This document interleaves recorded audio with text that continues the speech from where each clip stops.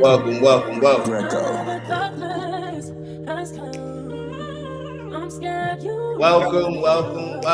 Niggas got the new skit playing. Nah, this is just an instrumental. I figured, a little MLK, get a little preachy. This like a little Drake gospel type flow. You feel me? Quite sure. I need everybody to come to the front of the congregation. Okay. Praise him. Praise him. What's the word, Clay? Yeah, man. MLK Day, man. Just MLK Day, man. Content of character day, man. That's what we calling it. Content of character. As y'all are joining, first and foremost, hopefully everybody had a great weekend and is having a great start to the week. Hopefully we can contribute to that. Y'all know what we set out to do every week, make it our greatest week ever. Think about that. Think about it from that standpoint. We got the opportunity to make this our greatest, most impactful week ever. How was the weekend, Clay? You know what? I draw a blank, so that means it was easy. It was drawing a blank. So just a smooth weekend. Smooth, quick recharge. Yeah, did a little bit of cooking, you know what I mean? Got in my cooking bag, and that's it though. What about y'all? And I see the folks down there. See brother down there. Yeah, everybody came down, so they kicked me out. I'm sleeping in the studio, man. It be like that sometimes. Okay, that's why I'm not dressed up, because I had my little to-go bag. I had my little. I done showered in the gym. I done got in the sauna, so I had a good start. Y'all got a shower. Y'all got a shower at the gym too? Yeah. So nice. The gym's right here. It's like literally like 100 feet away, and met with OG Bewa from Nigeria. Tapped in with her. She got me getting up now at 6. Doing our meeting, so I met with her, watched a bunch of these videos, watched some other videos that distracted me, but got in the sauna, chilled, and but got the whole fam here. Maya gets down. I think Maya's getting ready to head to the airport, so she'll be heading down soon too. We're gonna have to go back. We ain't staying in the studio. We're gonna have to do a little switch, but we'll figure that out. Nah, they'll probably stay upstairs in the living room, but we'll figure it out. It's a family thing. Oh, so we can really lock in when I tap in. We can really lock in overnight vibes. Come on, man. Like in the basement energy. Bro. Like we ain't leaving until we get this done. You remember Pac in the studio? You remember those old videos of Tupac in the studio? Like, yo, y'all ain't doing, get your system. Yeah, all that. Okay. That's the energy. But hold on, let's make sure that we tap in with everybody. We got Finn, of course, tapping in bright and early. When you arise in the morning, think of what a precious privilege it is to be alive, to breathe, to think, to love. The Honorable Marcus Aurelius. Definitely appreciate that. Darkness cannot drive out darkness. Only light can do that. Hate cannot drive out hate. Only love can do that. Bro, we need this energy now more than ever, bro. We need this energy. That was fire. We need that, man. And that's kind of what's so funny about it is over the weekend, and we're going to take a look at some of the clips. I'm just looking at stuff and I'm like, yo, they really trying to start a war. Like everybody's trying to go to war. And then there's like another section, like a small maybe section of us that's like, none of this is good. Like maybe we should choose a different route. I saw like Tim Dillon. But there's a few people, and I shouldn't say a small percentage, just maybe a small percentage that we hear. But I think there's a large percentage, probably the silent majority, I hope, or at least even if it's not the majority, a good piece of people that just, let's figure this out. Like they got, in every aspect, it seems like you got what's going on in Minneapolis, the church getting ran up on. You got this guy, Jake Lang. I don't know if you saw that dude. Hold on, the church got ran up on. Yeah. What you mean? Bro, they ran up in the church during service like, yo. I seen that. Yeah, with Don Lemon. So it was a black woman interviewing, right? Or she was talking. And she was talking about how the pastor is also the ICE director. ICE leader. It's like, come on, man. And it's like, it's crazy because when I saw one video, I was thinking about it from this angle. Then I saw another video and I'm like, oh, nah, that's exactly, you know what I mean? So we're going to have the discussion around that. Okay. I don't know if you're familiar with this guy, Jake Lang. So he's like a troll kind of race baiter. Let me look like him he up. wants to bring some type of racial war to the country, Mhm. and he ran down on a whole bunch of. I guess he went to a protest, like a more of a leftist protest. Like it may have been a protest against ICE. So he went there to try to start like a race war. To start telling white people like, bro, we gotta get ready for war. And then the white folk ended up beating his ass. I seen that the black guy was trying to believe who saved him. The black dude. Yo, I did see that. Yo, so I'm sitting back looking at all this stuff, and I'm like, yo, what is going on? Yo, like, maybe I was tapped in. Remember I said I wasn't tapped in? You said you weren't tapped in. You were tapped in. It was so like a tap in. Yeah, so as I'm like watching all this stuff over the weekend, I'm like also questioning what's getting ready to happen, because they're talking about, you got Hakeem Jeffries, who's the leader of I think, what is he, the House Majority Leader, I believe, and one of the leaders of the Democratic Party, and he's talking about arrest, saying like, yeah, a lot of y'all pushing this energy, like just wait, because we'll be back in office, we'll be back in control of the House, and once we're back in control of the House, we coming after everybody. The statute of limitations will not be up. And I'm like, yo, once they start arresting powerful people, it's up. Think about it, because you're taking power away from somebody, and now that's like a rallying cry. It's almost kind of the same energy that happened around January 6th. You start arresting the wrong people, and they just get to a point where it's like, if I'm gonna get locked up, I'm gonna crash out. And that's when I think the real riots are gonna start happening in this country, unfortunately, if we don't get a grip on it. Because all these BLM I think it's really gonna get ugly when they start trying to arrest powerful people, and powerful, influential people are gonna be saying like, nah, don't let them arrest me. And that's when the people Birds start chirping too. Man. So yeah, I'm worried about it. But I'm only worried. When I talk to y'all and get up on here, I'm reminded that there's a good amount of us that do not want to go in that direction. So yeah, I forgot there is a slew.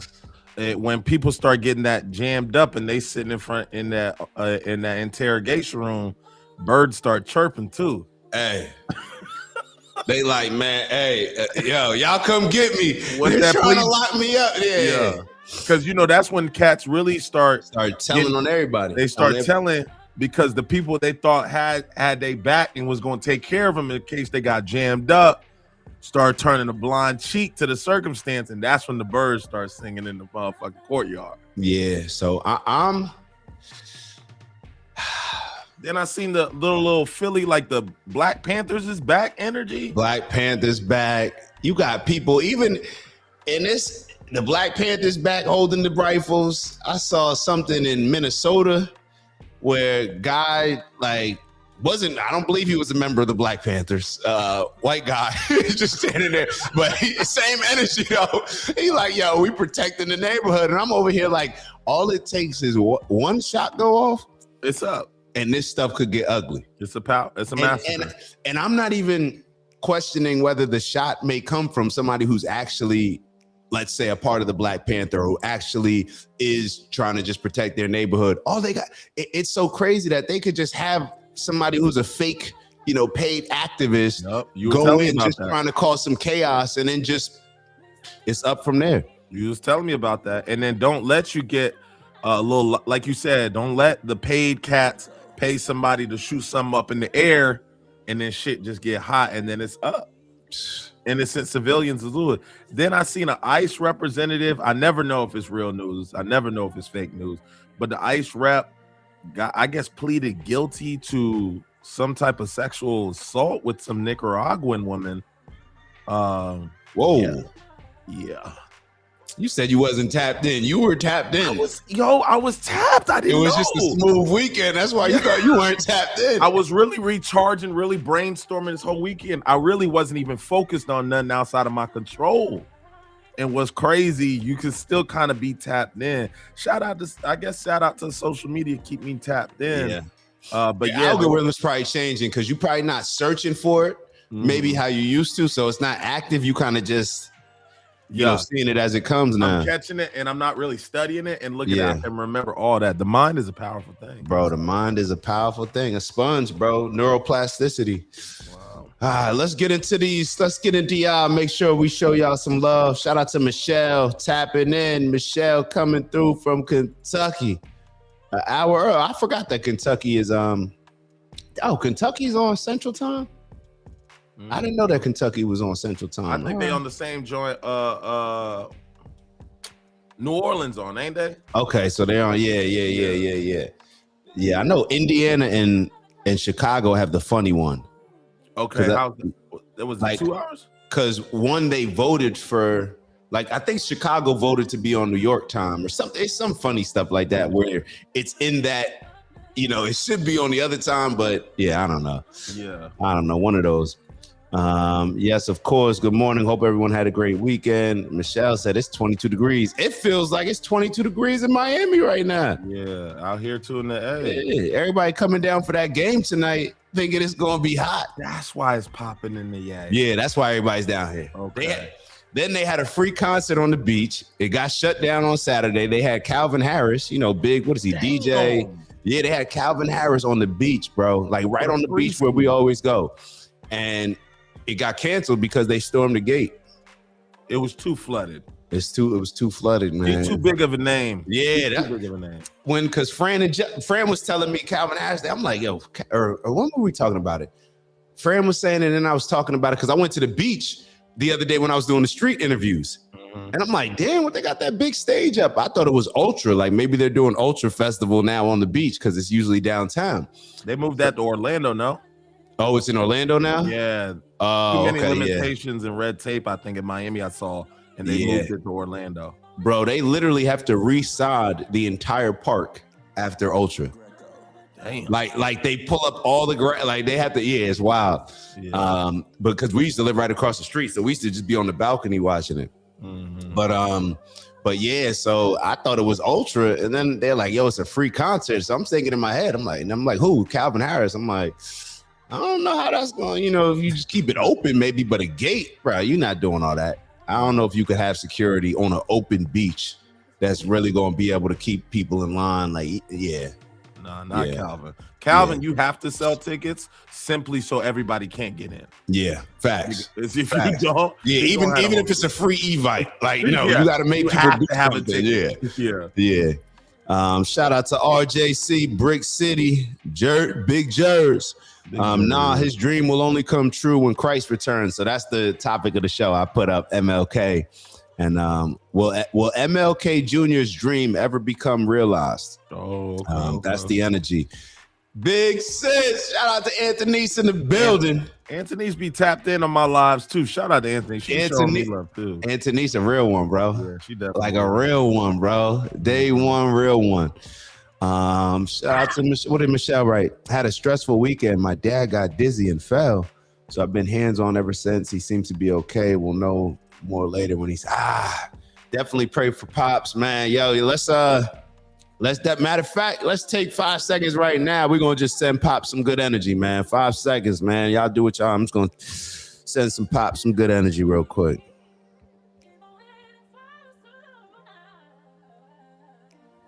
All right. Oh, I didn't even realize the music was in the background until we stopped, but it kind of worked out that way. Yeah, a little. It kind of worked out that way. So shout out, Michelle. Tell Pop stay strong, man. Tell Pop stay strong.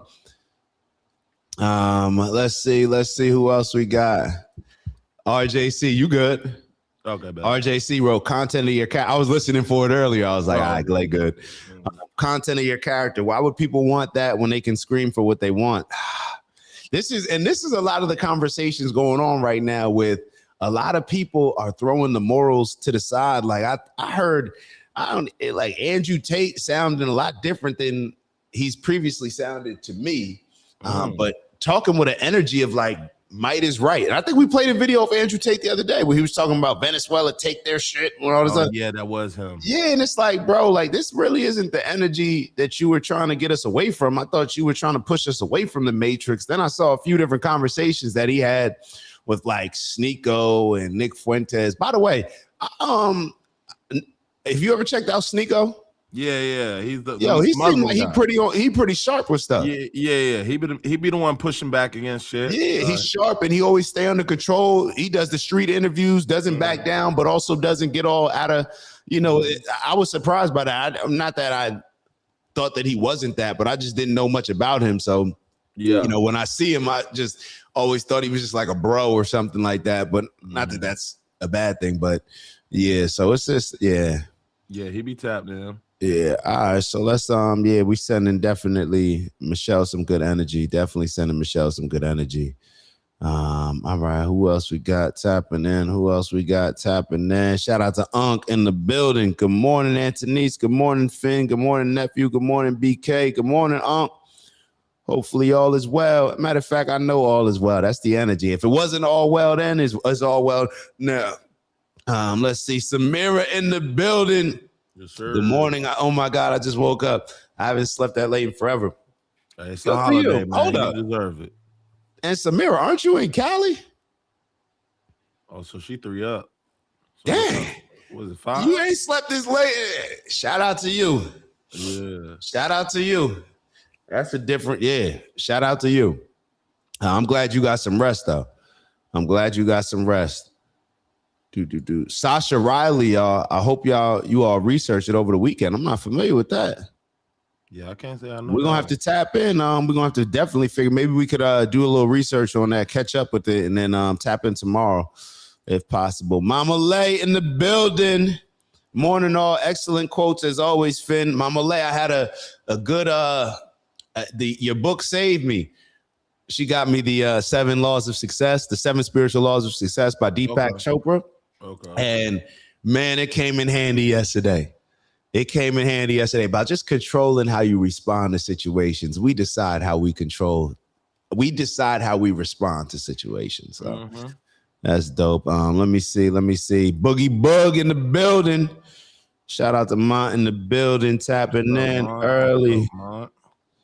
All right, I think we may be good. Can't forget Dutch. Good morning, good people. Can't forget Dutch. Can't forget the homie. Let's keep going. Y'all got the chat flooded early. Steve is sleeping after that Bears loss, waking him up now. Oh man, I didn't know they lost either. Damn. Jeez. Man, I like that young quarterback doing his thing, man. Caleb. Yeah, Caleb. Yeah. I didn't know if he was young gonna boy make it. He the running back. Well, I'm not sure if he's Manungai. Okay, the running back. That's the running back? Not Swift, the other one, the rookie. Oh, okay. Yeah, he dog. Like one of them take perp and put him in Riggins' body, like that energy. Oh, like he want the action. All of that. Blocking, running, don't matter. However you want it. Man, I miss Perp, bruh. Yeah. I hope he's well, man. Yeah. I be seeing him online. It look like he doing well. Okay. Back into the fitness and everything, yeah. Oh, yeah. He got a couple little ones. 2, 3, 4 running around. Word. I forgot about that, actually. Yeah. Shout out to John. Shout out to John Ramirez tapping in. Top of the top. Is that what that? Top of the top morning? Yeah. All right. Top of the morning. Top of the morning. All right. Top of the morning. See, I'm a little slow today. All right. We're going to catch up. All right. Where we want to go first, man? Where do we want to go first? You want to start with the protest in that church or you want to start with that? Pull that up. All right. Let me pull up the protest. I didn't know they was applying pressure like that. Man. They must have heard you. That's the energy I was talking about. They must have heard you. Then when I saw it, I'm like, well, BK did say this. I don't know. Like, let's take content than pressing the church during service, bro. I'm very surprised that this didn't go a different way. You pulled this at the wrong church, and this is gonna go a different way. You pulled that at the black church. You go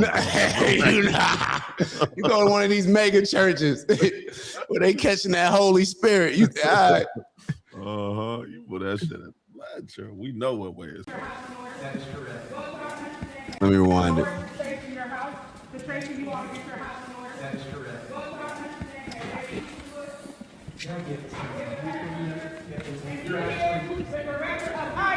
You're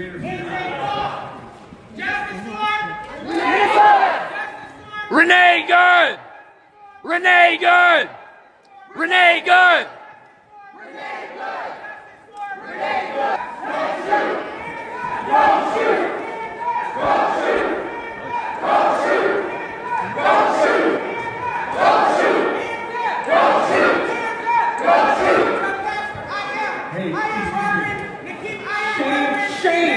Where are you? Where are you? Where are you? Where are your people? Why are you not at Whipple every day fighting for the humanity, standing for our people? Where are you? You drink your coffee, you got your jewelry, you have your nice clothes, but what do you do? What do you do to stand for your Somali and Latino communities? I'm not going to comment. You have no comment, exactly. You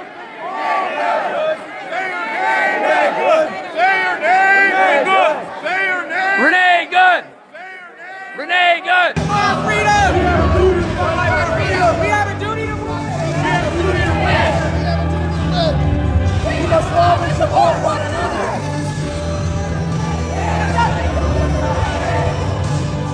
All these comfortable white people who are living lavish, comfortable lives while children are dragged into concentration camps. You're living real life, nice lives with your lattes, doing absolutely nothing for your Latino and Somali brothers and sisters. You come here to a man wearing a suit. Is a preacher? Did Jesus wear a suit? Did Jesus profit off the words? No. Jesus would dine with immigrants. Do not touch me.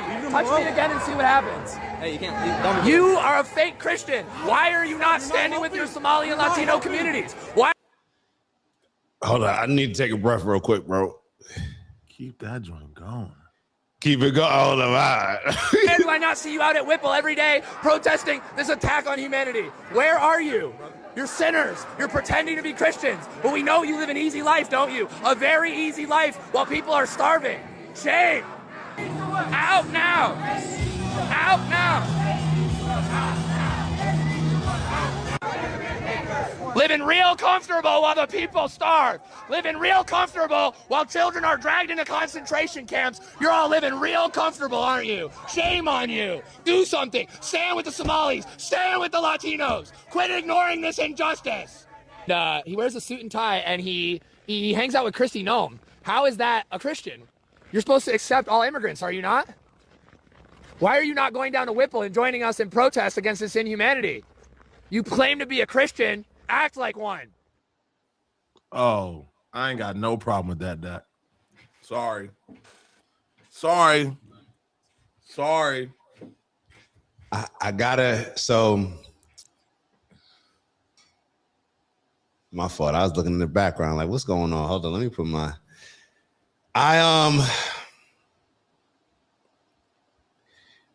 it's uncomfortable to watch. Mm-hmm. But I guess that's the whole point. I guess that's the whole point when you think about it. It should be uncomfortable in a lot of ways. And people may get upset.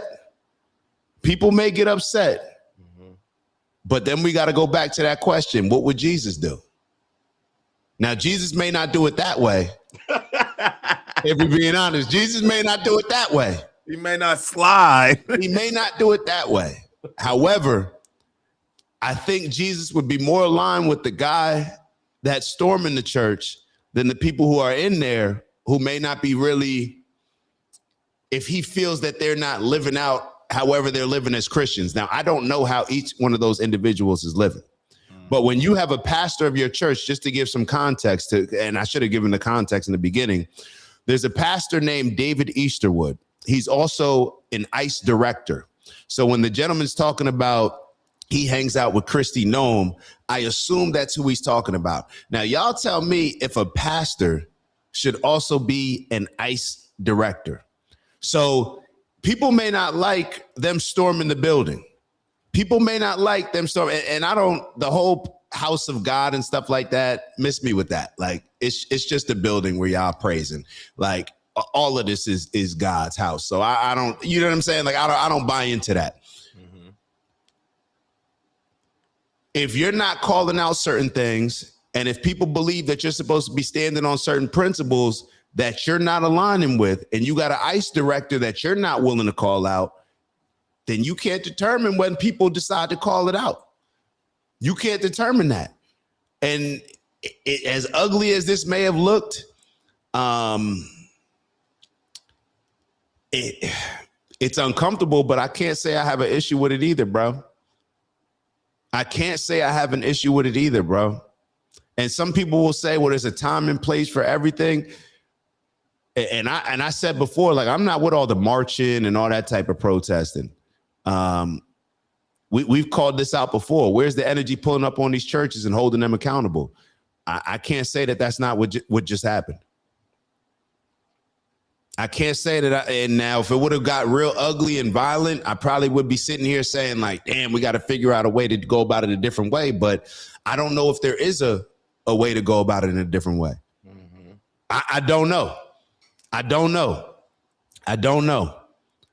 So this is what happens, bro. This is what happens when you claim that you're a messenger or speaking God's name and you want to use God's name to grow your church and to do certain things, but you're not standing on those necessarily those principles that Jesus was aligning himself with. You're gonna get called out. Yeah, because think about it. When certain things happened in the community and people don't speak or they don't denounce it or they don't, they don't give their perspective. Remember when the BLM thing popped off, and I'm just using that because that's a relatively recent situation that I can recall. But if you didn't speak out against what was going on at that time and allow people to know your stance, people assumed you were affiliated with. If you didn't say, hey, we want equal rights, we're not with that type of stuff, people assumed that if you didn't say nothing at all, no, you was guilty. And we ask for companies to do it all the time. We ask for companies to speak on their stance all the time. But then it's like, but not that place. Like, leave that place alone. And it's just like, I don't know, maybe this is the pressure that may align and get, in my opinion, allow people to not be able to continue to hide in the church. Because the disconnect that I keep seeing and the friction that we keep running into when it comes to churches, religion, et cetera, it's like everybody know the wolf is in the building, but for some reason there's a problem addressing who it is. They find comfort in these spaces, and so we got to make it real uncomfortable. So you know what? Maybe if he is the ICE guy, I'm not saying that way is the way, but look, I don't have the answer, so I can't really say what's on and what's off the table. I'm not going to judge and say, nah, we can't do it like that. I don't know yet. I have to let things settle. I have to see what trial and error looks like. I got to see some attempts before I say, okay, this looks like can be a thing. And you know what? I ain't really seen that before. So shit, we may make him shake. We may get him shaking in his boots. Because it does seem like you posed a question, like it seems a little contradicting for somebody to be leading the ICE play, but then be leading the kids to the Holy Land. I'm like, that's a little interesting. I'm not saying you can't be both. I'm just saying, y'all know, regularly speaking, you wouldn't expect both. You wouldn't expect both. And so what I don't like is like, don't give me the line, it's his job shit. Because I don't want to hear that. Y'all are always okay with somebody morally being violated, somebody ethically being violated. You're always saying the job, and when it's a job, it's okay to violate me. Or it's politics, it's okay to violate me. Or it's business, it's okay to, no. If that's your position in a church, the backlash that comes with that. And he didn't think it would come out. They came to expose. Then it is what it is. Now, I don't think this should be a regular thing every Sunday at that damn church. Let those people do their thing. But look, he knew that. He knew he was a leader. And as a leader, like I've been saying, when you take the position to stand towards the crowd and direct them, this is the type of accountability that comes with it. Right or wrong, when you're in charge, my boy, you're the first one on the chopping block. So he has to understand, damn, I can't be in here leading on Sundays and think I'm going to turn around and live a double life and then be on ICE telling motherfuckers to get in line. Somebody may look at that and say it's a little interesting looking and do exactly what we saw done today. Yeah. So, and let me be clear, like, I don't have a problem with deporting people. like who come here illegally. I don't have a problem with deporting people, but there's no way that y'all are going to sit here and tell me that a pastor should be an ICE director. No, that is a political position. There's supposed to be some type of separation between church and state. So y'all may not like what they're protesting, but you also shouldn't like the fact that your pastor is an ICE director. So, and I also have a lot of bias because I don't like the church. Don't like the church. I think the church is one of the most phony organizations that capitalizes off hope and faith and a whole bunch of stuff that they're not actually holding people accountable to and not standing on Christian principles. So that's just a overall perspective that my bias is when it comes to this. Now, do I think that it probably, or do I think that a first step would have been better to maybe go in there? You could have gone in there just how you went in there with that many people and spoke your word without getting all riled up like that. So maybe that would have been the better way. Yeah. However, all of these people that are criticizing it, y'all haven't shown me the better way. So you may not like it. That's cool. And I saw somebody, I think, right, that it was illegal. Yeah, it was also once illegal to protest against slavery too. So that argument right there doesn't really sit well with me. And a lot of the people that I see that are saying that this is illegal, it seems like a lot of y'all didn't have a problem with January 6th either. So people pick and choose what they align with when they want to stand up against certain things. A whole bunch of the people saying that's illegal, they're going to get arrested, all that other stuff. I know y'all were the same ones that were cool condoning January 6th and that activity. Yeah, with Pelosi and fighting cops and all that. But people just pick and choose. So the bottom line for me is, if you have a pastor that is an ICE director, I got a problem with that. I like people going to the church and holding people accountable. Now, did they do it in an aggressive way that maybe the first step, you could have had a conversation. You could have exposed that pastor maybe without doing all of that extraness, you know what I'm saying? But I didn't do any of it. So, you know what? This one looks a little different than the one I might have saw it in, because I saw one where a black woman was interviewing. Oh, yeah, we got that clip. Oh, okay. So that's the same church? Yeah, I believe that's the same one. Hold on. So it was a full court press. Let me show you. It's the same one. It's the same one. Hold on. Damn, they full court press that man. He knew better. David Easterwood is a pastor here. He is also the director of the field office for ICE in St. Paul. So someone who claims to worship God, teaching people in this church about God, is out there overseeing ICE agents. Think about what we've experienced. The murder of Renee Good at the hands of ICE.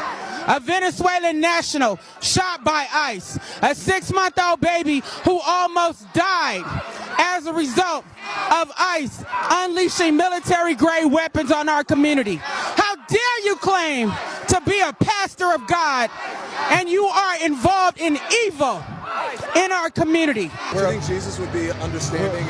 We're about worship these folks. We're about spreading the love of Jesus. But did you try to talk to them?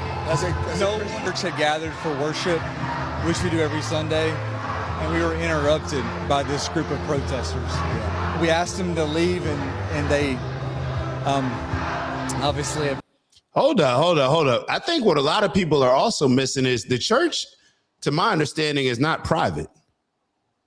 And the reason why I know that the church is not private is because I was looking into what a lot of people do with their home, certain groups of people, when they make their home a nonprofit, so they don't have to pay taxes. So the reason why churches do not have to pay taxes is because it's a public place. Like I believe that's the case. Mm-hmm. That's why churches don't have to pay taxes. So let's not act like this is the same as somebody coming into a private business or something like that. This is a public place of worship, Tax dollars keeping it up. So yeah, those people are exactly, exactly, Glay. It's like the library. So it's just, you can't have a pastor talking about you're doing Jesus's work. This is why I get so annoyed with the religion in the first place, because people get so caught up in these pastors and these churches. They don't represent God, bro. Miss me with all that stuff, bro. Mm-hmm. God never said to build up these churches. None of that happened. Jesus never said that. Yeah. Jesus never said any of this stuff. It was a money play. So he can try to hide behind Jesus all he wants. You know damn well that you should not have one of your pastors at your church being an ICE field director. Period. Done. So let's just hard stop there. So for all the people that are critical of the people and how they protested, make sure that you keep that same energy and being critical of exactly what this pastor's doing as a pastor and the ICE director. Period. And all y'all say, well, ICE is you shouldn't be a pastor and hold any government position, in my opinion. Mm-hmm. You mixing the two. It's getting in my mixy. opinion. So you mixy. And Finn wrote there were young people in that church, right? That doesn't matter to me. That may matter to some people, but that doesn't matter to me. Like I said, I wish that they would have gone in there in a certain type of way where they could have called them out in a different way without, because now it's gonna, I think that it actually would have been, this is gonna get more viral views. It's gonna get more like backlash than it is gonna get. Right. But what it really could have been is an opportunity to call this pastor out. If your goal was to just call the pastor out in front of the congregation and stuff like that, you could have went about it in a different way. Yeah, like wait till maybe it's wrapping up at the end. Or you don't gotta wait till it's wrapping up or anything. You can go in there and speak your piece and walk up to the front, speak your piece, and say exactly what you're saying and go from there. It was more stunt-ish. You know what I'm saying? So it obviously could have been done a different way, but that's a public place, bro. Ellie Relly asked, what kind of church was it, Dak? Well, you know what it was? I don't know what kind of church it was. Matter of fact, I'll look it up real quick. What you think it says was? It's St. Paul. What you think it was, Glenn? Protesters. You asking me? Yeah. What you mean? What kind of church it was? I don't be knowing all that. No, I'm just saying. I mean, what denomination you think it was? Oh, I don't know. Oh, okay. Just I'm assuming it wasn't it couldn't be Catholic because it's a pastor, not a priest. Well, I don't think Catholics had. You know what I'm saying? They got the guy in the outfit. Okay. Yeah. So I don't know. Let me Christian type vibes. Let me check. What denomination is the church? I don't know. I know, like, I've been learning now, like, the whole Protestant versus Catholic energy. Oh, okay. I don't know none of the difference. So it's like one group takes things a lot more specific and by the word and more literal, while other, like, one is more symbolic. That's my understanding. But so this is a non-denominational evangelical Protestant congregation. Golly, that's a mouthful. Hold on. I just want to look this up. Man. See, a lot of the same, I can't help but, you know what this reminds me of, and it has nothing at all to do with it, and I don't want to spend any time referencing it because it's not really a good reference, but I'm just sharing with y'all the first thing that came to mind is like the same people that probably got an issue with this had an issue with like Colin Kaepernick. Like, you know what I'm saying? So that's kind of, and I am extremely biased when it comes to this. Yeah. I want y'all to know I am extremely biased. I am not objective when it comes to this. I do not like the church. Mm-hmm. I don't like the church. Yeah. So so a part of, like, I'm being very sincere and transparent with y'all. I don't like the church. Yeah. Out the gate. You know what I'm saying? So let me just be very clear when it comes to that. So let's see. So Protestant, I think that's the biggest difference. Protestant is more literal. So I think Protestants are more, don't quote me, but more like the evangelicals, a lot of the people that believe that we got to be good to Israel and that type of energy. Meanwhile, the Catholics, that's like the Candace Owens, the Nick Fuentes, more on that side. They're more like, nah, like, our job is to not be good to Israel. Like, you know what I mean? So that's kind of the difference. I would say the main difference from my understanding, but I'm sure there's others as well. Yeah. And tell me this, Glay. Well, obviously, you know, I've been diving deep in this, but when it comes to science, and I hate using that word because I feel like people automatically put their directions a particular way, but when it comes to science, there's a new special on I've been watching the past couple of days on what's the, not GPTV, but I forget, but it's got Will Smith as the head, as the host, and it's about him he goes to the North Pole, the South Pole. He goes. Oh, to I did Brazil. see that. Some ads. I saw some ads for that. Yeah, it's pretty dope. You should check it out. He visits the monks. He goes and sees all the different places, et cetera, et cetera. But when science is telling you, like when they're able to take certain evidence that shows the world that was walked with woolly mammoths. You talking about evolution?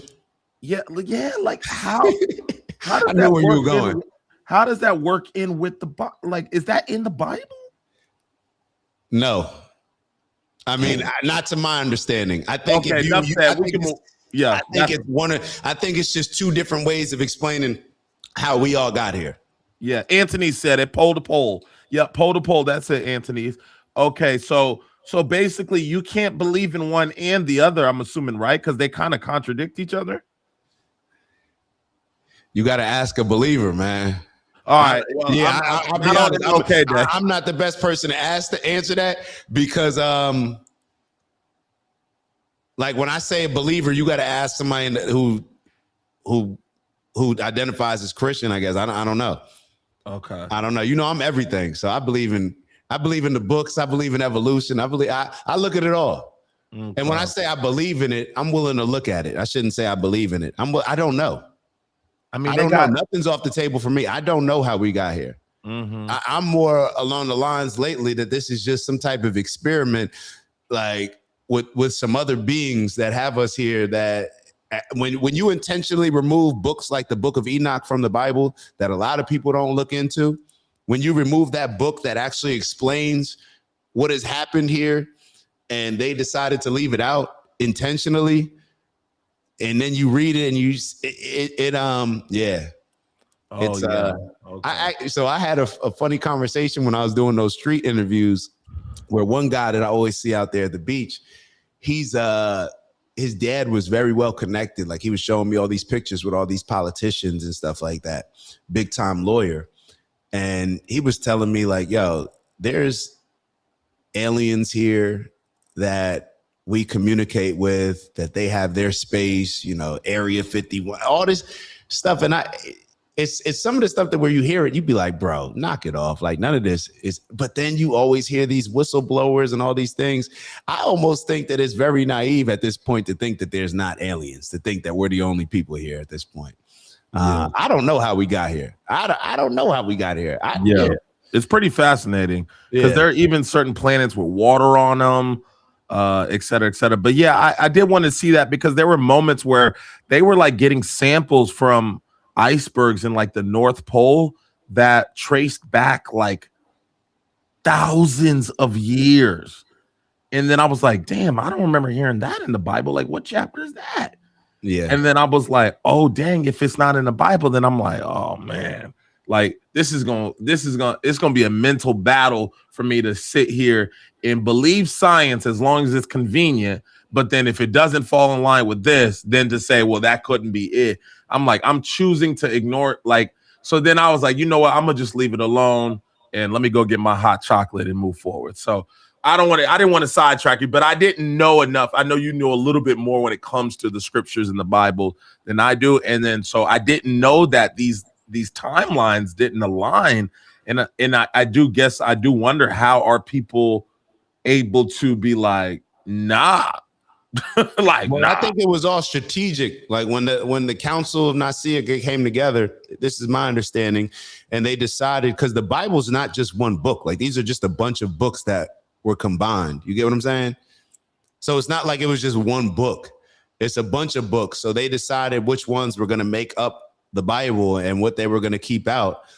So a lot of this stuff, it's like the Book of Enoch was before, I think it was like 200 or 300 years. It was written before Jesus came here. Okay. So it just goes on what you believe. But check out Genesis. You could read probably the first few pages in Genesis, and it'll give you a good understanding of that compared to evolution. Okay. And then I've also read deeper meanings that explain that people that believe the Bible is literal, like I was reading stuff about that where they were like, people that read the Bible and think that shit is literal, are literally like are to some degree they were saying like, what are you talking about? Like That doesn't make any sense. Like nobody was in the belly of a whale. Like they were explaining that it's allegory. And so when I looked up the term allegory, it said a narrative, artwork, or literary piece that uses symbolic characters, figures, and actions to represent deeper, often hidden meanings. So they was explaining that the Bible is written in allegory, where it's just like it's different things that express different situations to kind of how to navigate through life. And then you just got people being like, oh yeah, man, Jesus like walked on water, or see, he was in the belly of a beast in the whale, and he moved, and it's just like, no, dude, that's not what it is. It's like it was him overpowering his circumstances. He was consumed by his circumstances, and he was fighting to get out. So it was a lot of deeper meanings in that. And I'll do my research this week and present for the viewers a little bit more information of how I was reading. People were expressing that what allegory aligned with the Bible. But the issue that we may have here is that people be thinking everything is literal. They be thinking everything is so literal that it's almost like they can't use allegories like a language that you almost have to be taught what it is, so you don't like literally take it. Yeah. Yeah, go ahead. Mm-hmm. Well, that's the thing when you write something down in a book. Like when you write something down, but it all depends on to what extent you believe. Some people believe that this was inspired by God. Some people think it was just man. Some people believe it depends on to what extent that you believe in. I would venture out to think that most Christians don't believe that Jesus actually walked on water, like literally. I don't know. You don't think that most Christians think that? Nah, unless I'm bugging. Am I bugging? Then we're totally opposite. I've always thought that Christians thought that. Like literally, like not even like that's the part that would have me throw it. I'm like, how you gonna speak to people that think these things are literally happening? Like, you know what I mean? And why I challenge that is because I think about like racism, right? And then in the sense, and it doesn't matter black, white, like just racist people in general. And I think about how they believe, like how people believe that they're superior because of color and race. And so they take it literally. Like they literally thought that they were better because they were white, for example.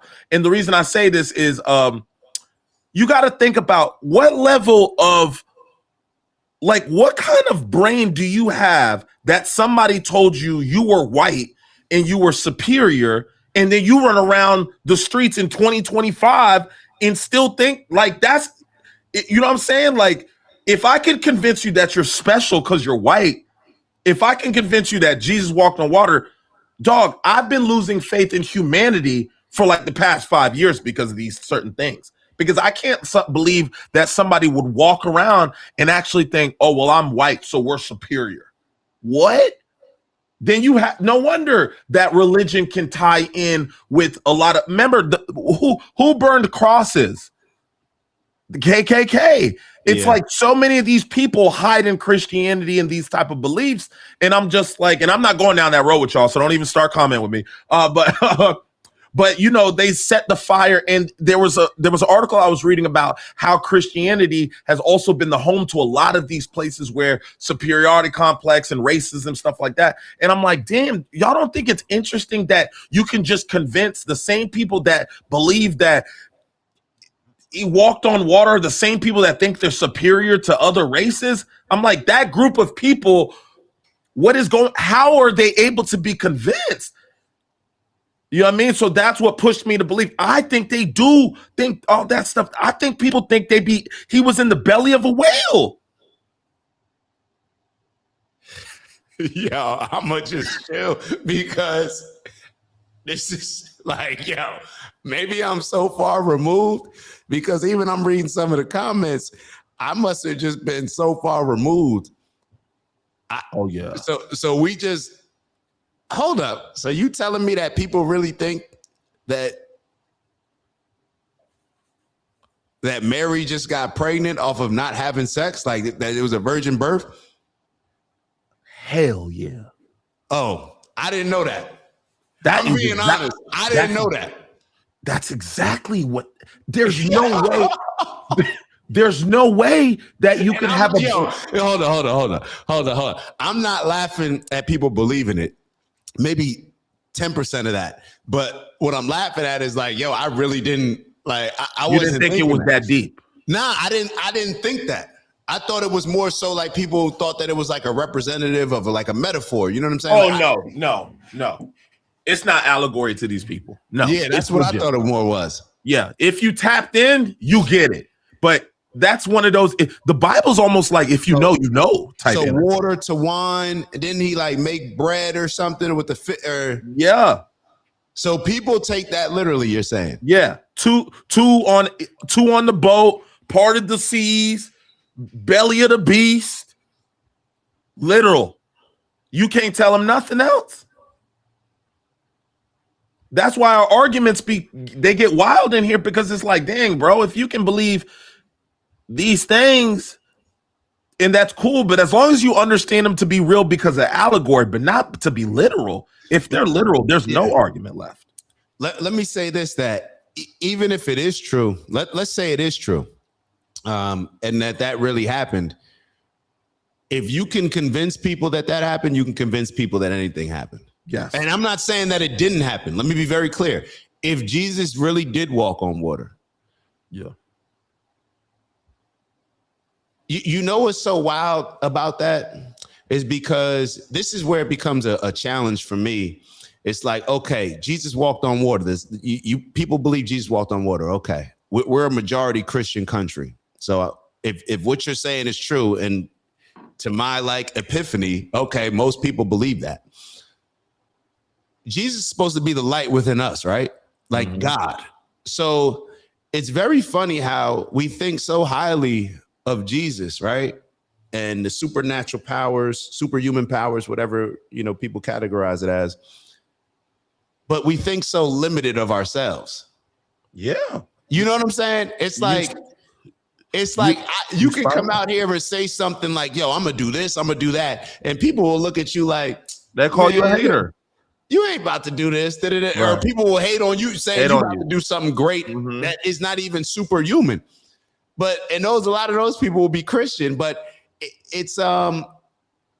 Yeah, you can't talk about yourself like that. Damn. Okay. Yeah. Because if people had the faith within themselves and humanity as they do in Jesus, there's no question to me if human peace would be an option. There's no question to me that world hunger wouldn't exist. There's no question to me that the political agendas and the evil versus the truth, and it couldn't stand amongst us. But how do you get one group of people to believe in this more than themselves? How did you speak this type of life into them? And whatever that system is, but take this. I was talking about this a couple months ago. I remember walking and talking about it. I said, I've noticed that anytime there's a hierarchy with you giving information about whether or not you'll lead somebody to being successful, lead to somebody to the promised land, lead to somebody to freedom, there's always people lining up at the door for that. You know what I'm saying? And this is why, I don't know if you remember that video a while back. This is why Jewish people are as powerful as they are. Because they're running the game off of that belief. Yes. And I almost wish, I'm going to explain it and then back into what I just said. But I almost wish that we saw Jesus as more just a common man than God. If Jesus was seen as more of a common man than God, he'd be a lot more powerful. He'd be a lot more influential, because a lot of people, when they see Jesus as this superhuman person, this God figure, what it does is it gives them an excuse to not behave just like Jesus. You get what I'm saying? Yeah. So we put Jesus on this pedestal. No, in my opinion, to each their own, Jesus was just a solid dude. Yeah. He was just a solid dude in the most solid way. I'm standing on my principles and I'm not budging. That's the energy that I'm on. Especially based on the allegory. Yes, that's exactly what it should be reflected as. So I think that he would be actually more influential and more empowering, more encouraging, more inspiring, more uplifting if people saw him as just man instead of thinking that he's some type of mythical figure or godly figure or God. I believe that he is the son of God, just like I believe I'm the son of God. I look at you as the son of God. You know what I'm saying? So I don't really separate the two. But it's Ellie brings a good point. You said something earlier about that I wanted to address. You just said something. I forgot. It was based on the things that allegory. Oh no, I almost just yeah, I don't know. We'll keep going. Yeah. We'll keep going. Yeah, you're right though. It's almost like when you see somebody from your neighborhood and you from the hood, you see somebody make it out, it's like it inspires everybody else to go try to make it out. But when you see somebody as quote unquote maybe special, then you may feel as if, damn, like, you know, I ain't got what it takes, but shout out to them. You know what I'm saying? Like you just kind of, you're complacent or you're content with being very like not driving or pursuing to being that special person that follows in these steps and these scriptures. And that's the huge opportunity that would be there if people didn't use it as a cop-out to not be the best version of themselves. That's what I said. Yeah. Like, show me, like, oh man, I'm trying to figure out how.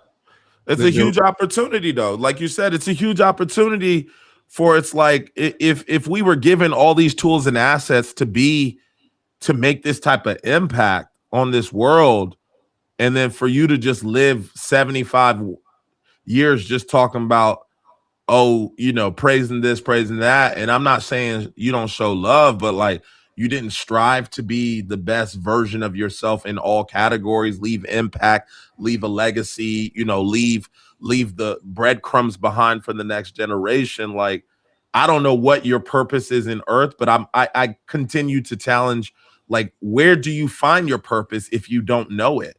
And your purpose can't be like constantly not trying to, I don't know, man. It's going to be very difficult for us to be able to relate or even be able to speak from that perspective because we're not, but I would like to speak to maybe somebody who is a little bit older and who has a little bit more life experience that can also say they, you know, they're firm believers and also see like, to what degree did that, like, where did that lead you? Like, where did that push you in your day-to-day life to you becoming the best version of yourself? Or was it just like an opportunity to sit in the back seat, pull up on Sundays and say, I'm just, you know, I'm being led by Jesus in every category, et cetera, and just move on. Yeah. And I see, I look at it. I didn't even see the comment. He was a common man. That's why he wasn't believed, because he didn't come like a king. That's the energy that I always received. Like, the lesson that I learned from Jesus was, like, when he says, follow me, or when they write it in the book, however they wrote it, follow me, I'm the light, whatever, or I'm the way. I looked at it a different way. Like, my interpretation was different. It was like, bruh, this is what I did. Just like Cox, when we always talk about Cox he went to the league first. This is what I did, so do this. I think the main lesson that I got from Jesus was to believe in yourself, not to believe in somebody else. Jesus was standing on principles, and he was unwavering against everything against him, and he had self-belief. He had enough confidence in himself to stand on the things that it is that he was going up against and standing for. So now what did that end up doing? Now, when he died, a bunch of other people started writing stuff about him, and they wrote it in a way where we're now told to believe in Jesus. The lesson that I learned from Jesus was to believe in yourself, bro. Stop worshiping somebody else. Believe in yourself. You got the light in you. Until you start believing in yourself as much as you believe in somebody else, you're never going to unleash that light within you. Like, I'm sorry, if more of us, let me ask you a question. If more of us felt that we had the light within all of us right now, instead of worshiping somebody else, where would we be? Like, wouldn't we be in a better position in society? Like, if more of us like believe that we could do the same thing that Jesus did, rather than looking at him as like having these superpowers. What was Jesus' superpower? Like, you could take walk all on the water. walk on water. You could take all the split the seas. You could take all the turn water to wine. You could take all that stuff and put that over there. See, that may get a lot of people to believe in Jesus and them to worship him in a stronger way. Put that all to the side. I'm more focusing on like, damn, this man stood up against organized religion and the people that were in power at his time. That's the superpower, not all the other walk on water and all that other stuff. The superpower to me is that this man stood up during a time when it was not safe to stand up, and he decided to and he got crucified for it, going against what the establishment was doing at the time. That's the superpower, not that he was walking on water. Just my opinion. For me, I'm saying what it did for me. I mean, I find it interesting because my rebuttal for it all is like, I ain't really need to read that to be on that type of time. I feel bad for people, bro. I really feel genuinely bad because, like, I was kind of feeling myself. Not feeling myself, but I was kind of already had the gangster energy that I could go do whatever I wanted already. And he must have done that, right? He must have put that in me. I just don't know what makes him pick and choose his people, because he gave me that. He gave me that blessing. He gave me that belief. And so I don't know if it may, and like they say, when people can't attribute your skill set or your strength or your wisdom or your experience to people tend to say, oh, it's God given, you know what I mean? Like, it's God given. Like, look, man, I didn't really need that. I didn't need the book. Like, I could have passed. I'm gonna be honest, I've been rolling over 30 something years, almost 40 years. I ain't really dove into it, and nigga, my tools are sharp when in my belief system in myself. And that's in a very I'm swerving, I'm thinking I'm superior, I'm racist. Like, nah, I believe that I can do this, and I also believe that you can do it. That's where I fall victim. I be fucking up thinking y'all niggas believe you can do it.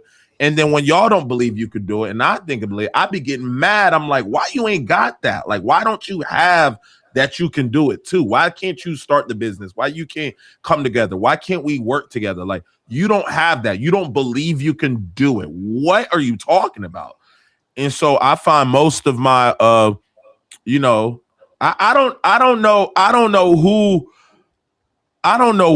don't necessarily know what the belief is doing in people, to be honest with you.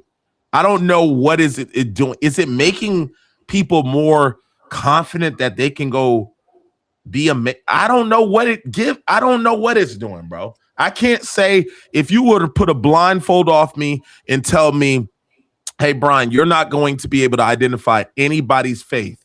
Because to be quite honest, most of the people that I've grown up with, I haven't necessarily known what faith they are. I've always selected people in my environment based on who they are. You know what I mean? I haven't aligned with people because they believe in Christianity or they believe in they're Jewish. Religion has never been what I take a look at on their resume to qualify their behavior. And so the people that I've always dealt with have always been genuinely through friendships and relationships and how they act and how they treat me, how they treat other people, how they speak to people. Religion just never has been on the doorstep for me, because I guess it's because I've never really been in religion to begin with. So I've never qualified people off religion, but I've always respected people that also voiced a religion. Like I spoke about Tim Tebow. He's one of my favorite people in the world, but it's not really because of him being Christian. It's because of the way the man walks the earth. He's just such an amazing, nice guy. And I'd love that for him, but I can still do that. I've met people that are Muslim that do the same thing. And I've met people that are monks that do the same thing. I've met people that are Indian culture do that. I've met so many different colors, race. I've met Jewish people that have been like that. So I'm just like, damn, everybody can believe whatever they want. If they cool, like, I'm assuming that's what all people's religion believe in. And then you really put me on game in the past, I'd say 2 years where you're like, read that Second Testament, Second Testament, start reading, and I'm like, dang, it says this in their book, and then the Torah, and I'm like, Old Testament, huh? The Old Testament. That's the what Old you Testament. started. That's what really got you. That's what got Old you. Testament. I was like, hold up, and then the Jewish. What's the Jewish one that they read? I don't think it's the Torah. Is it not another one that's very like literal? It's kind of like pretty crazy. You talking about the T-A-U? Talmud. Yeah, it's very similar. Like they're just it's a group of books. Okay. It's a group of writings, or to my understanding. And then I'm hearing little clips of the Talmud, and they're showing me clips and verses. I'm like, damn. I said, I had no idea people believed in this stuff and it had this in it. And thankfully, the Talbot, he said, that's what's blowing my mind now, Dak, is that I've never judged people on religion because I assumed all religion was like this very peaceful scriptures. I always thought they were just these nice, encouraging, like you can do it, and this allegory and stuff. I'm like, damn, it don't matter what you believe in, bro. You can't miss. Where you want to go? You want to be Jewish? They got some good shit in there. They got some good stuff in there. You want to be you want to be Christian? They got some good stuff in there. I'm like, it don't matter where you go, man. Spin a wheel, put your hand on it, pick wherever you want to go. And then now I'm being revealed all the different things in all the different books. And I'm like, hold on, they use the book to hang people? They use the book to enslave people? The Talmud they think they're better than the other people? I'm like, who is getting down behind this stuff? And then I look up, I'm like, all the people that showed you they were believers got down with that. And I'm like, they're guilty by association. Whether they know it or don't know it, you can't represent something you don't know to begin with. That's not okay. So that's on my mind, bro. Yeah, people are always scared to see things in a different way than they were taught when they were growing up. That's what I've learned. People are scared that when they get to their 20s, 30s, and 40s, like, damn, now I got to look back and you telling me I've been believing in something for 30 to 40 years. That's tough. Now you're telling me. So it's tough for people. And I understand that. I was having a convo with my mom yesterday, kind of similar to this type of energy, where it was like, when I look at somebody like I put people on the highest pedestals when I see you going through a difficult situation, but you just holding your head high. You don't know what the outcome's going to be. And you just are willing to just keep going. You're not choosing the road that everybody went on. You're not being a sheep. You're doing something different. You're standing on it, and you're cool with whatever comes with it. That's why I hold Jesus in such high regards. So I think people are just so accustomed to just doing the same things. And the reason why I said I was having the convo with my mom, it was about what we're doing right now. It's like certain stuff like, well, if we doing all this, then that means I got to take away from work, right? That means that the amount of money that I'm making with my job is going to decrease. So I got to figure out a way to make this happen. And when I get stressed out or something, like they see me working and stuff, and I'm like, this is what I have to do. Like this is, and I don't know what's going to come from this. I may never make significant money with this. I guess now to me, that's insane. Like, this is what I'm going to do. I'm locked in, I'm focusing on it. And everything in my life that I focused on, I make it work out one way or another. It may take a little bit longer than I, initially anticipated, but eventually it works out. But everybody's not built for that, bro. Everybody's not built to stop and say, you know what? I've been looking at this this way the entire time. And everybody else around me looks at it this way.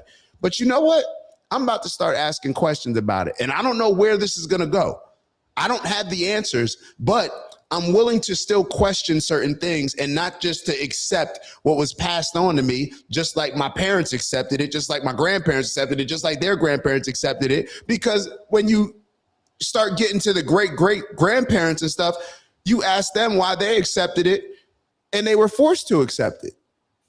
So why would you be in the same position?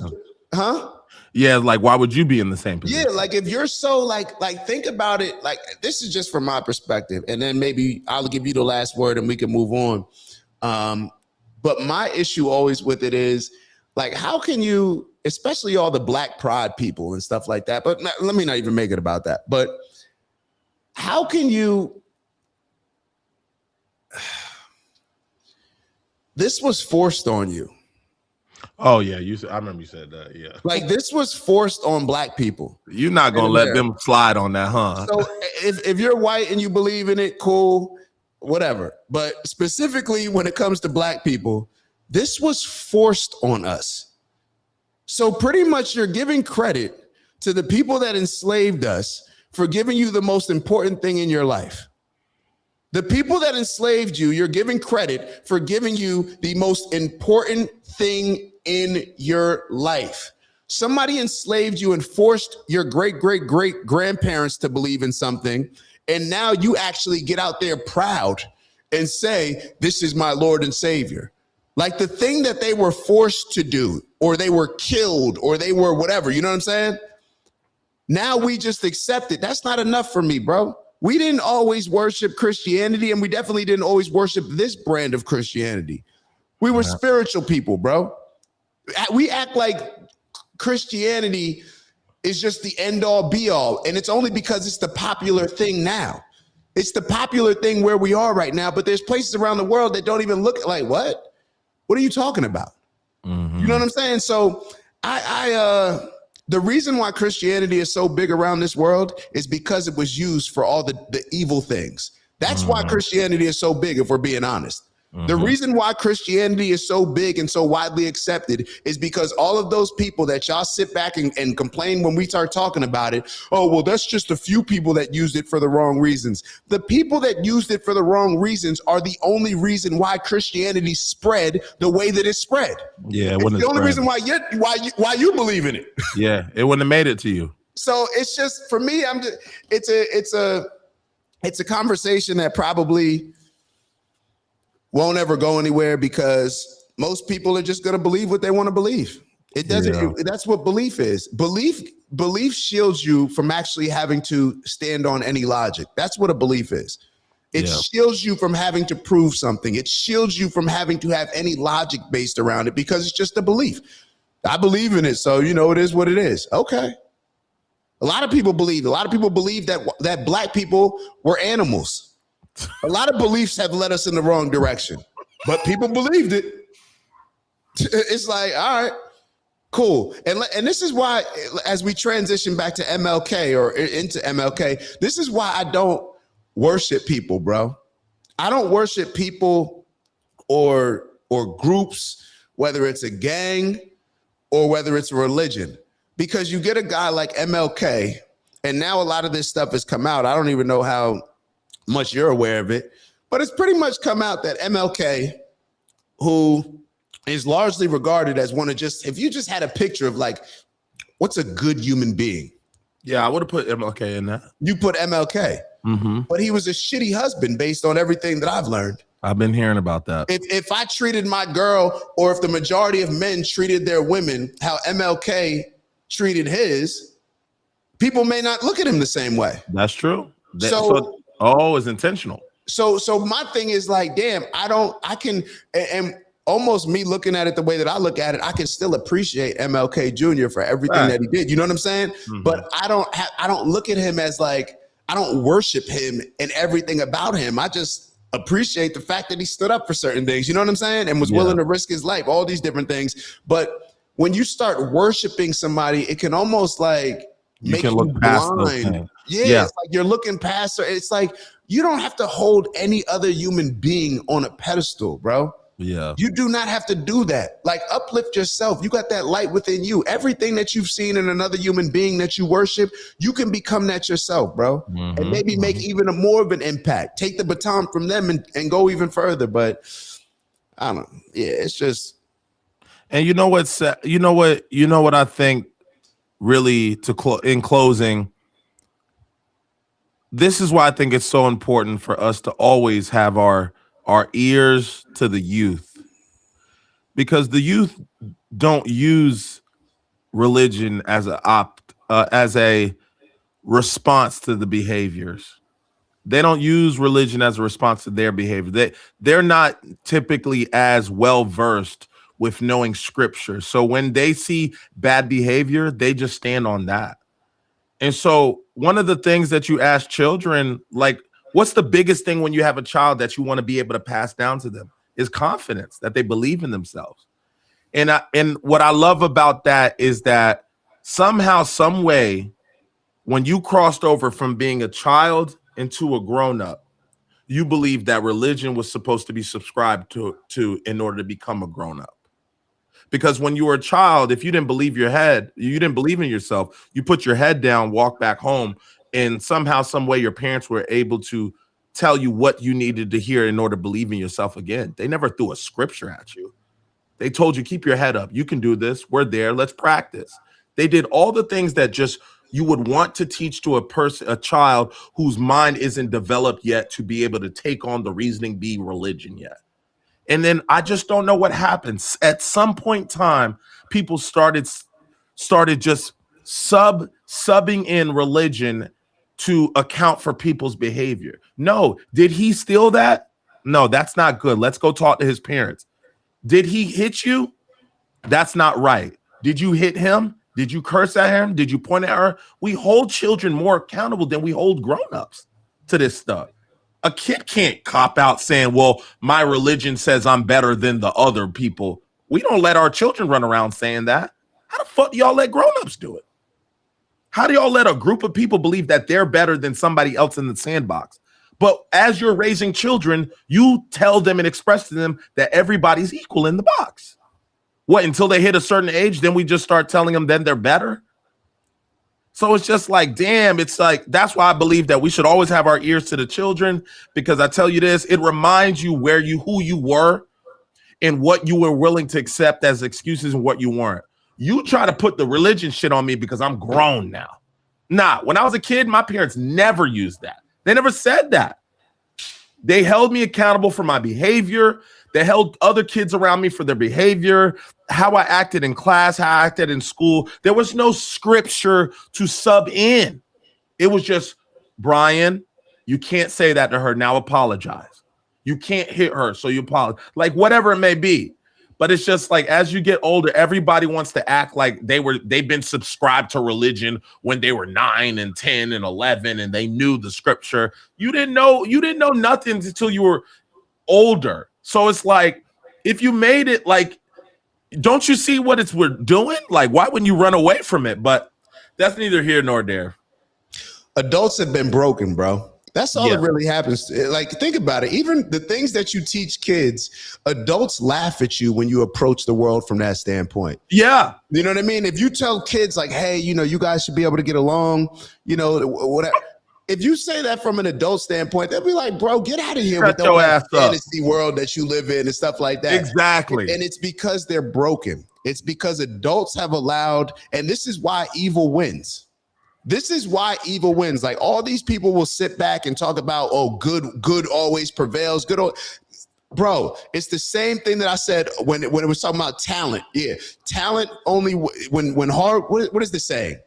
Good is good until not that one. The talent, hard work beats talent if talent doesn't work hard. Oh yeah. Who's gonna be good if good doesn't work hard? And we are living in a world right now where all these quote unquote good people sit back and don't work as hard as the people that are on the evil side, whatever that is. So it's all just passive energy that we get when we become adults. We all become sheep. We're tired of believing in fantasies or believing in a dream. Like, we'll believe that Jesus can walk on water, but then we can't believe that we could just live in a society of harmony and achieve a greater peace amongst humanity. But you believe that man walked on water, but you don't believe that human beings can just get along. There's more people that believe that Jesus walked on water, that a man walked on water and turned water into wine, than there are people that believe that, hey, we can just live in harmony as humanity. Think about it from that standpoint, bro.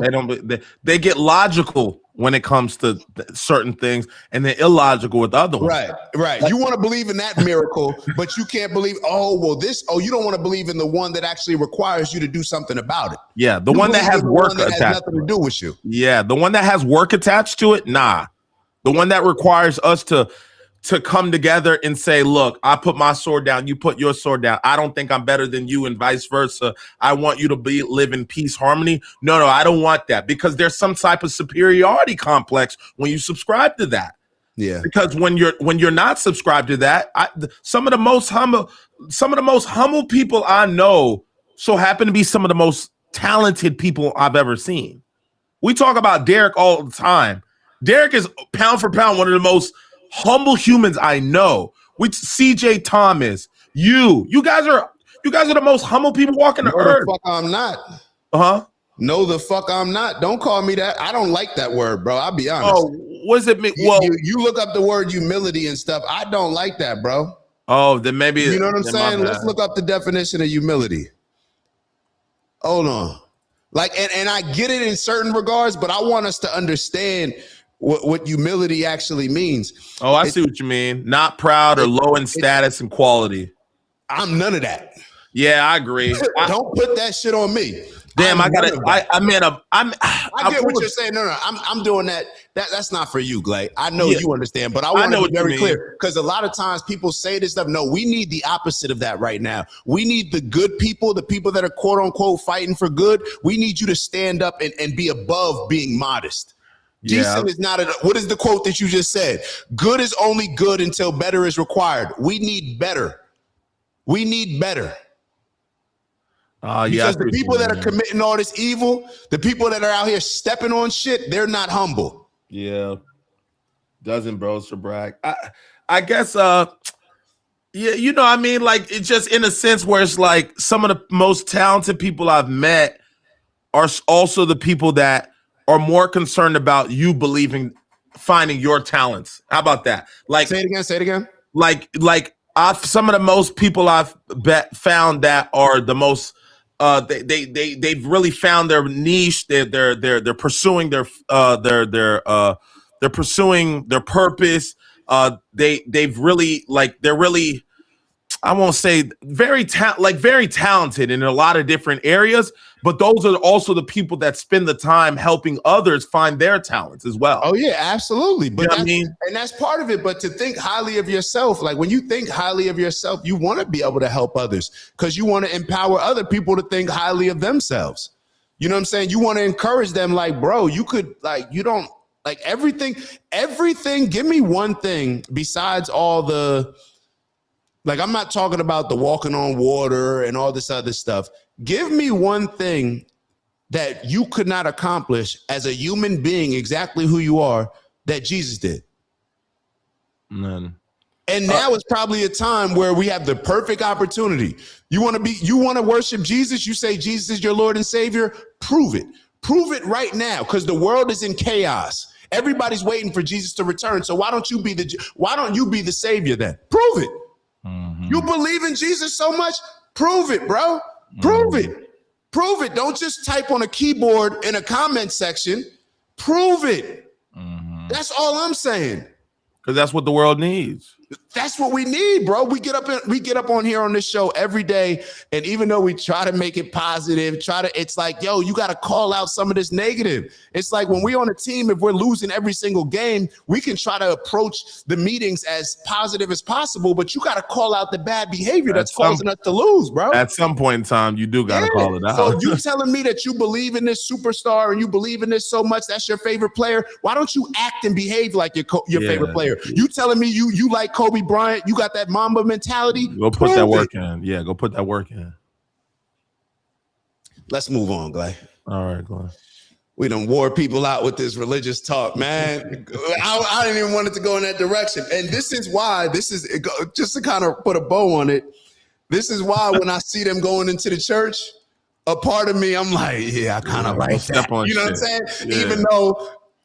Even though it's like, okay, you could go about it in a different way. Yeah, we know what they we could do. But I'm being honest, a part of my mind. But we like to see the press. Yeah. We like to see the full court press. And I also understand, and that's the problem when sensible people don't step up. That church environment is exactly, it's a perfect illustration of what happens when the quote unquote sensible people just sit back and allow things to happen and don't say anything. Now the radical people, Now the Now they people that are start getting popping. pissed off are going to start doing something because all y'all just sat there. Y'all saw what was happening. You know damn well a pastor shouldn't be an ICE field director. But But y'all ain't because say none of shit. y'all said anything, and That's then what you had happened. somebody shot, now the situation boiled over when y'all could have addressed this months ago. Mm-hmm. It's almost like, yeah, they had a hand in. It's almost like when you showed that clip when the guy had that sexual relationship with that minor. Oh yeah. The And then pastor, it's just like, but it's like, oh, but so none of y'all said nothing. Okay, cool. Parents included, if they knew. If none of y'all said nothing. So had somebody walked up in there impressed, we wouldn't have had no problem with that because that's what we want. I love it when I love when the accountability is being held. Mm-hmm. I don't like when it's walked over. My fault. Go ahead. No, that was it. So this is what I meant to say earlier when I said I lost my thought, when I said that this is why Jewish people are a lot more powerful and winning in smaller numbers. It's because Jewish people don't believe this. All of this stuff that Christians believe when it comes to all these superhuman walking on water, all this other stuff. You heard that Jewish lady in that video that we played. I love what she said. She said, y'all waiting around for somebody else to be your savior. We're trying to be our own saviors. Y'all waiting for somebody else to come back from wherever. We are doing that ourselves. That resonated with me. Now, I may not like what they're doing with all the power, but at least from a standpoint of like, damn, they doing it themselves. They're not waiting for anybody else.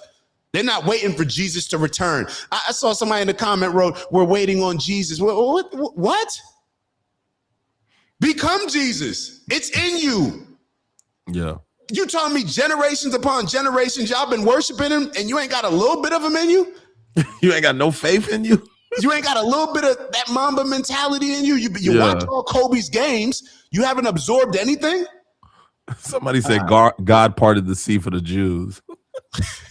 No, the Jews parted the seas for the Jews. Let me be very clear. The Jews parted the seas for the Jews. God ain't part the seas for the Jews. The Jews did it themselves. Speaking of them boys. Speaking of them right boys. into it. Let's get Right into it. All right, next video. Yo, this video is so crazy, Glay. Damn, nigga, I ain't never seen you present something like that. This video that y'all are about to see is so crazy. So let me give a little context. Is it on the screen? Nah. All right, let me give it a little context. Dutch said, and he ain't part of the seas since. Yo, chill out. Stop making fun of people's faith, bro. That's not cool. So this is at the Israeli American Council. I don't know who this moderator is, but he's never getting invited back. Ever. Hold on. Say it again. I said, I don't know who this person is who's moderating this conversation, but he's never getting invited back. So just to be clear, so this is Miriam Adelson, billionaires. So it says billionaires at the Israeli American Council talk about how they buy U.S. politicians and influence them to help Israel. So you got billionaire Miriam Adelson, $5 million to AIPAC in 2024 alone, $100 million to Donald Trump via Preserve America PAC. So she gave $100 million to Donald Trump, $5 million to AIPAC, $4.9 million to Friends of the IDF in 2021.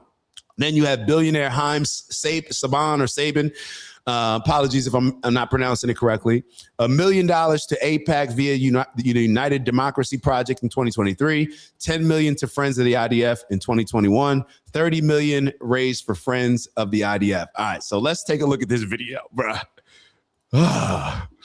We had many sessions here about how important it is to get involved, to build a relationship with politicians, and to have access. And access and relationship can buy you influence, doesn't mean it's going to buy you. So you both master that. So can you share with us, I want everyone to learn today, how do you build a relationship with the politician? I know there is always money involved because that's part of the system, but the relationship is not always just about money, because to have the access and to have the relationship to create an influence, you need not just the money. So we have 4,000 people here. I want them to hear from the best, you and Miri, about how do you do that? Well, Miri and Sheldon, Yizichro Baruch, have been much more generous than me. So why don't you turn around and ask her that? I'm gonna ask her, but you both made a lot of connection and made a big influence. Now what I gave is this. This is what they gave is this. But you But still, it's the same principle. I understand what you're asking. I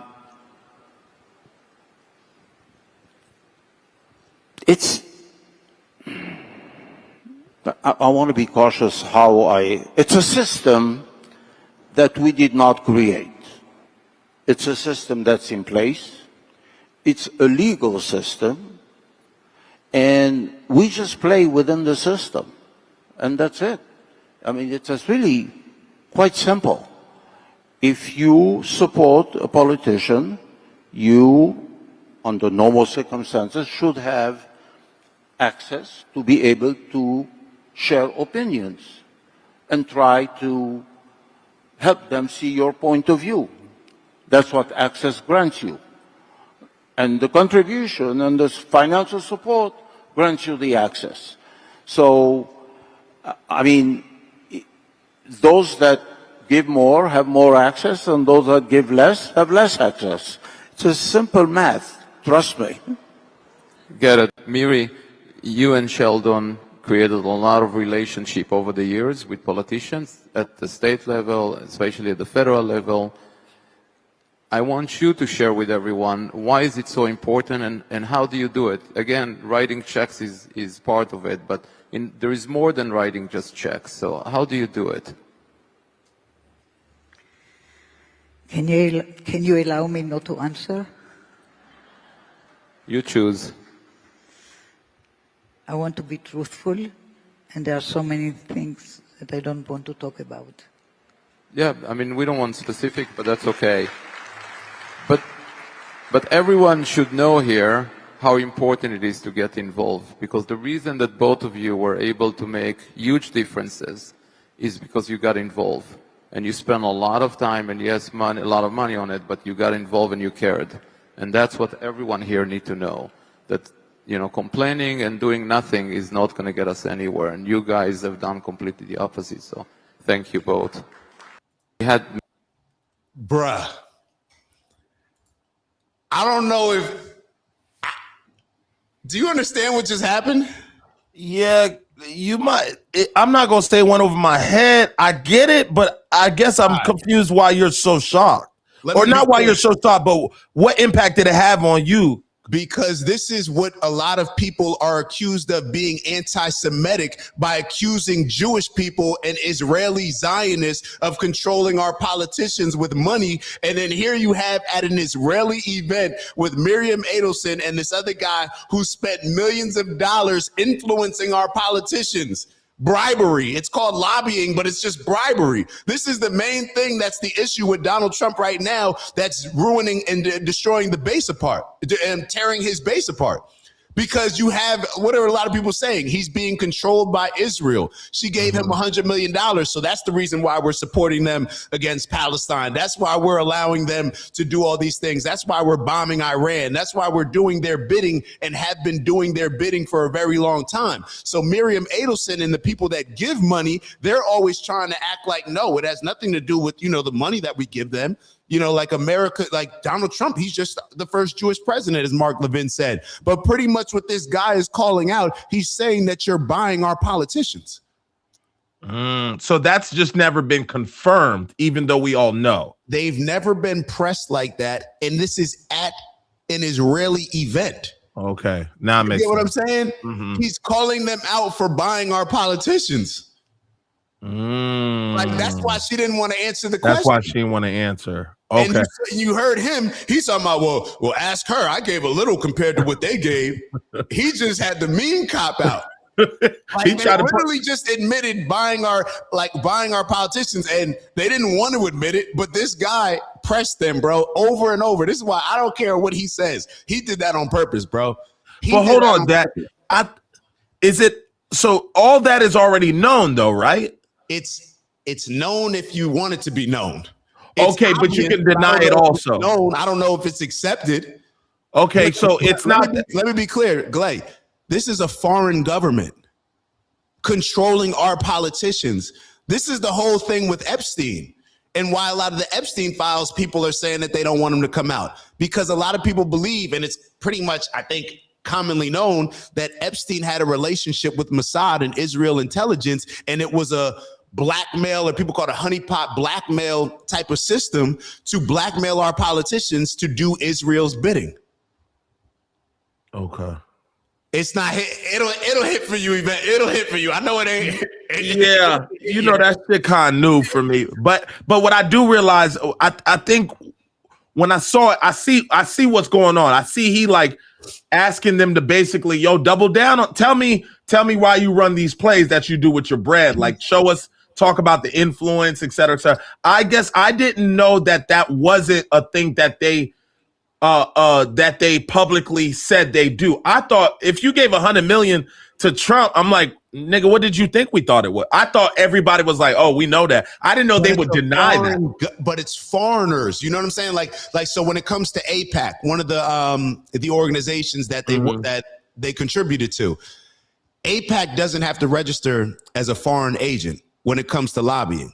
They're the only group that represents a foreign country that doesn't have to register as a foreign country. So it's almost like Americans are the ones raising the money. It's like a little booster. Not have a foreign country giving our politicians money in order to do what they want to do. The government is for the people. We the people, right? We are the people. They're not the people.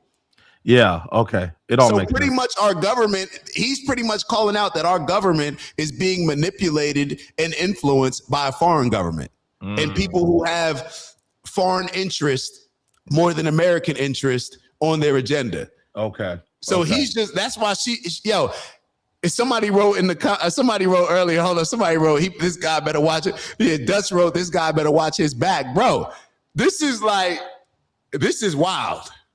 Damn. Like, this is wild, bro. Like, after this, when they got off stage, bro, I would have loved to see what happened. When they got off stage, bro, I'm sure they ripped him. If they didn't beat him up, I'd be surprised. Like, I wouldn't be surprised if they beat him up. like, bro, I wouldn't be surprised, bro. This is. So he pressed them. Yo, he pressed. And she said, I don't even want to answer. I wonder why she would say that, though. What is she going to say? Yeah. Like she's going to say that, yeah, buying U.S. politicians is very important for the state of Israel. Like, what can she say? I thought they stood on that type shit. Oh, nah. Oh, I actually didn't know they didn't say shit like that. Nah, when you accuse like Jewish people, there was something like Ben Shapiro tweeted this. This was like the initial beef between Ben Shapiro and Nick Fuentes, I believe, where Nick Fuentes said something to Ben Shapiro, and Ben Shapiro said accusing a Jew of dual loyalty is the surest way of calling them an anti-Semite. Hold on, let me get the exact quote. What did Ben Shapiro say to Nick Fuentes about accusing a Jew of dual loyalty is anti-Semitic?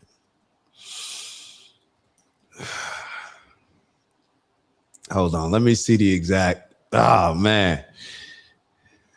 Okay. I didn't know that they didn't really. I didn't know that they kept it low like that. I thought niggas was just like, oh yeah, we do that. And what y'all gonna do? The quote is accusing a Jew of dual loyalty is anti-Semitic. So this is what all of this goes into, bro. Like, yeah,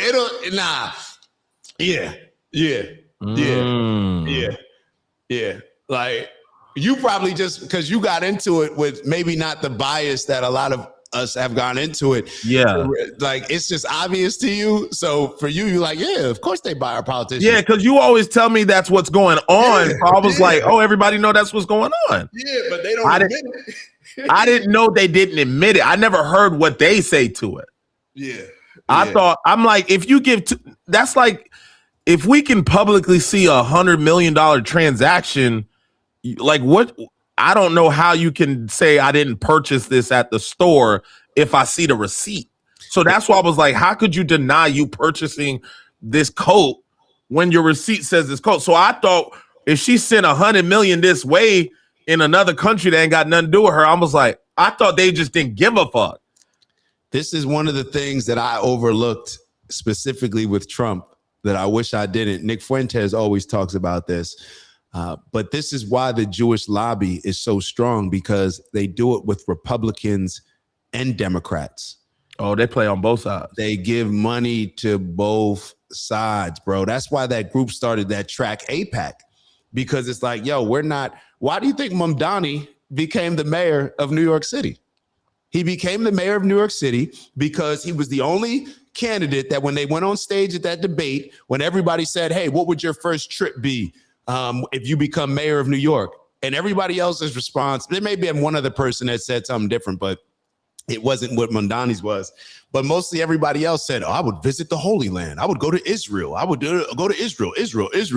And Mamdani's like, I would stay here in New York and worry about the New Yorkers that I'm responsible for as their mayor.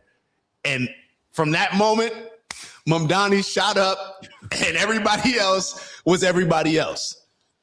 That's it, bro. That's why people have such a problem. I think like Hakeem Jeffries, there was some Chuck Schumer, a lot of these people on both sides. That's why when it comes to Israel, Democrats and Republicans, why you think that Joe Biden and Kamala, even though you would think looking at it from afar right now with Trump being in office, you would think that the Democrats are just super Palestine against Israel. But why do you think when Joe Biden was president and Kamala Harris was vice president, they never even asked for a ceasefire? They didn't ask for a ceasefire because Israel controls both. Israel controls both, bruh. And if they push up against it, what they lose, they don't get the money. Say it again. Like if somebody came into office and was like, I don't want none of that. Like, I'm good. Yeah. What happens? So you don't take the money, right? But then they'll primary you. So let's say that you have to win your primary to see who's going to be the Democratic candidate. Like Mamdani or who was it? Mamdani and Cuomo, when they were running for mayor of New York. Let's say they were trying to see who was going to be the Democratic nominee, right? But they have to run against each other first to see who's going to represent the Democratic Party. So let's say that you're running as a Democrat or a Republican and you don't want to take the AIPAC money. Then what do you think they're going to do? Because if you don't take the money, that means that they're not going to control you, right? Yeah. So now they're just going to give they're going to give somebody else that money to run against you. Oh, the op. Yeah. They've done this with multiple people. They did it with Jamal Bowman. They did it with, I forget the lady's last name, Corey. I forget her last name. I'm forgetting, but black lady that was running. Oh, so it don't matter. They just go wherever the money. Who's gonna take the money, bro? It never matters. Democrat, Republican, it's all the same thing, bro.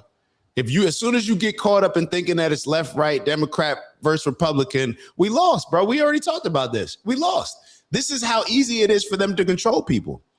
It makes it very easy for them to control people because if you're not the Democratic nominee or the Republican nominee, then a third party's never, it's like traditionally, it's like a third party's not likely to even have a fighting chance. The best the third party can hope for is like what RFK Jr. had, which is, okay, I'm going to be significant enough to where at least I can leverage my sway one way or another. And RFK Jr. leveraged it to get a position in Trump's administration. But they know that all they have to do is control two different groups. All they got to do is control two different groups. All right, we'll give whoever money. Look at what we're getting in return. Look at what we're getting in return, bro. It doesn't matter whether it's Democrat or Republican. There's certain things that I've seen sitting back looking, and it's like, damn, these groups actually win regardless of whether a Democrat or a Republican wins. It's the Israeli lobby, it's Silicon Valley, and it's Big Pharma. Like, those are the three that always stand out to me. Where it doesn't matter who wins, they're winning. So there's that. I'll give you another example. Our Attorney General, Pam Bondi, the way that she's talking and celebrating, like, it's like, do you work for Israel? Or do you work for our country? Let me pull up this video. Dutch is on one today. Dutch said, waiting on Jesus, you're waiting on a Jew. Who, me? No, Dutch wrote in the comments. Oh, I get it. Waiting on Jesus, you're waiting on a Jew. God damn. Hey, hold up, man. in case anything happens, we will be moving the show to Patreon. It is what it is. Hold on, let me share this screen real quick. It is what it is, man. After this, I'm gonna take a nice little stroll to Sunset Harbor. You know, let me just chill out because now I'm getting a little bit overboard with it. All right, take a look at this. Under her leadership, the Department of Justice has made combating anti-Semitism a top priority. So this is the same lady, just for context. Yeah. Especially in response to the alarming rise in incidents following October 7. She brings moral clarity, resolve, and an unwavering commitment to justice to this critical fight. First off, time out. All of y'all that be talking all this conservative stuff, like these people need to come here and learn how to speak the language, learn how to speak English.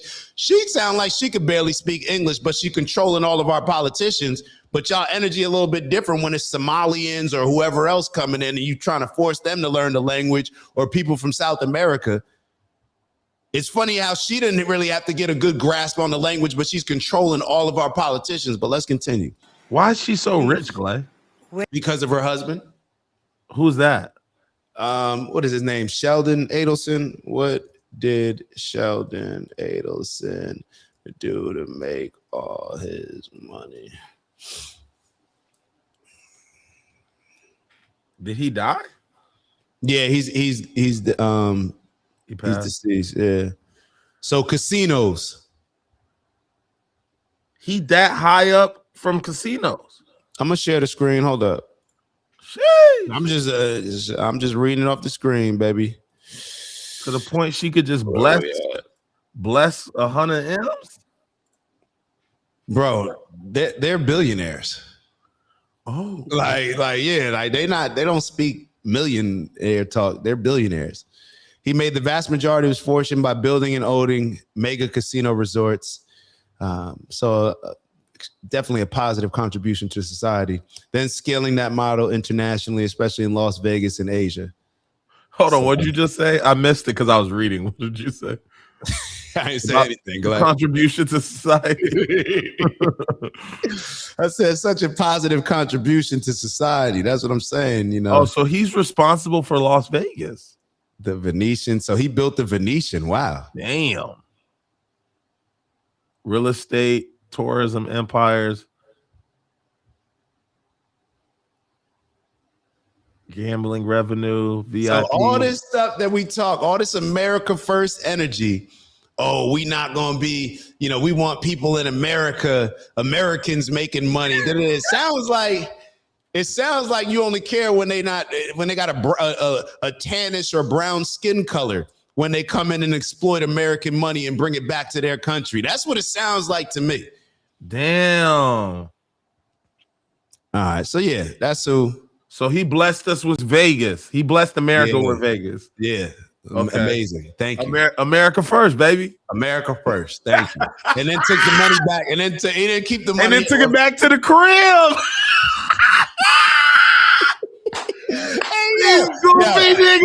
You gotta admit, bro. Like, even though we may not like it, bro, it's very intentional, bro. Where is the hand? I do appreciate the fact that it's very intentional. The bro, energy, where the fuck is the handbook, my guy?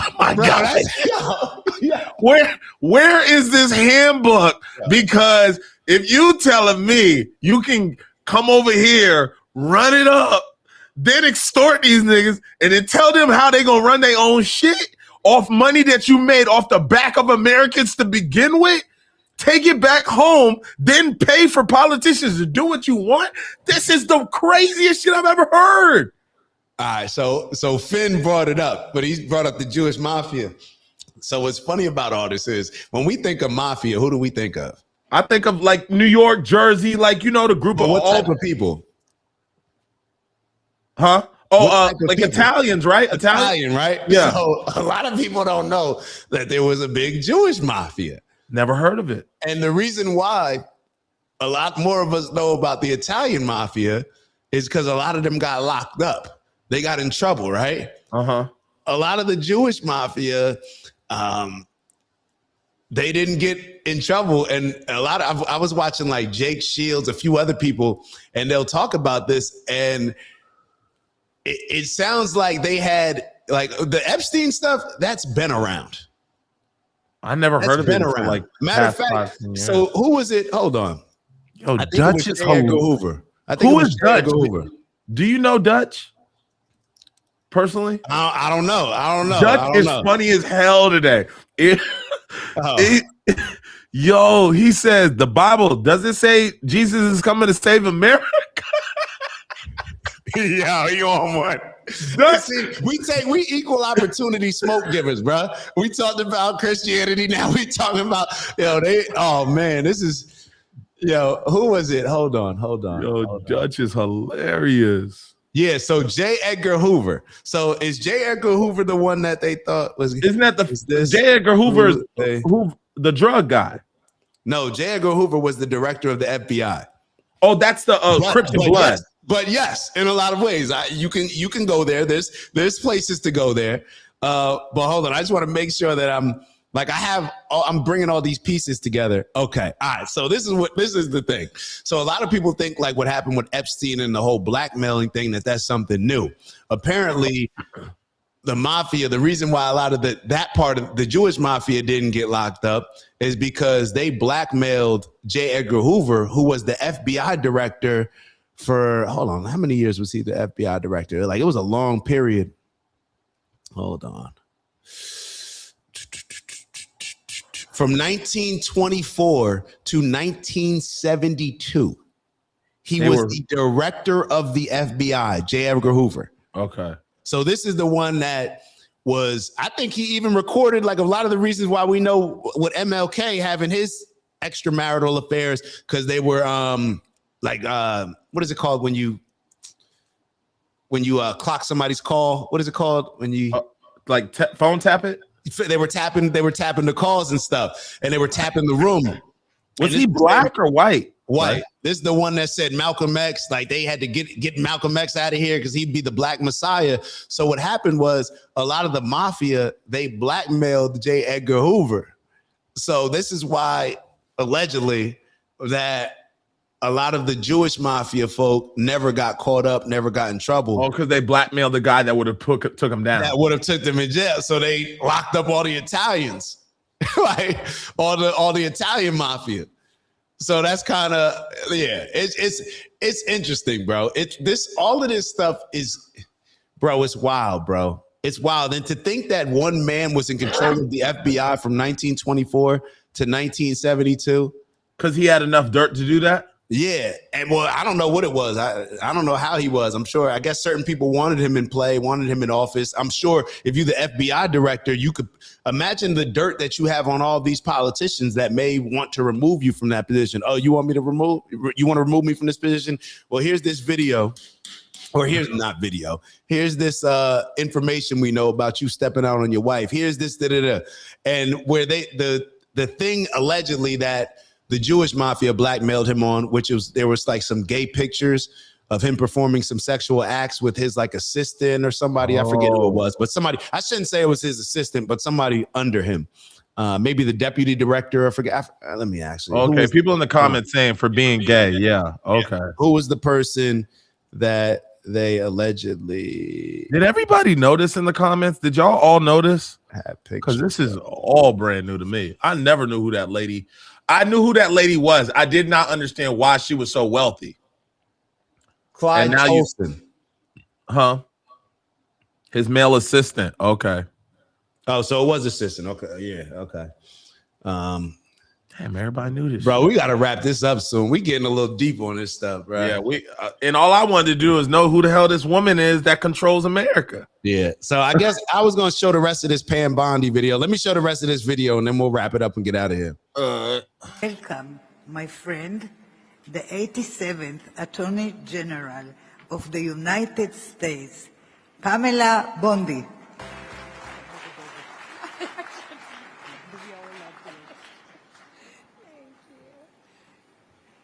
Miriam Adelson is amazing. What she has done for Israel, for our country, and for this world is second to none. Thank you, my friend. The sad truth is, for way too long, anti-Semitism has been allowed to grow unchecked in this country. Too many institutions have abdicated their moral responsibility to speak up. Too many so-called leaders have stayed quiet. Actions have consequences, and inaction has consequences too.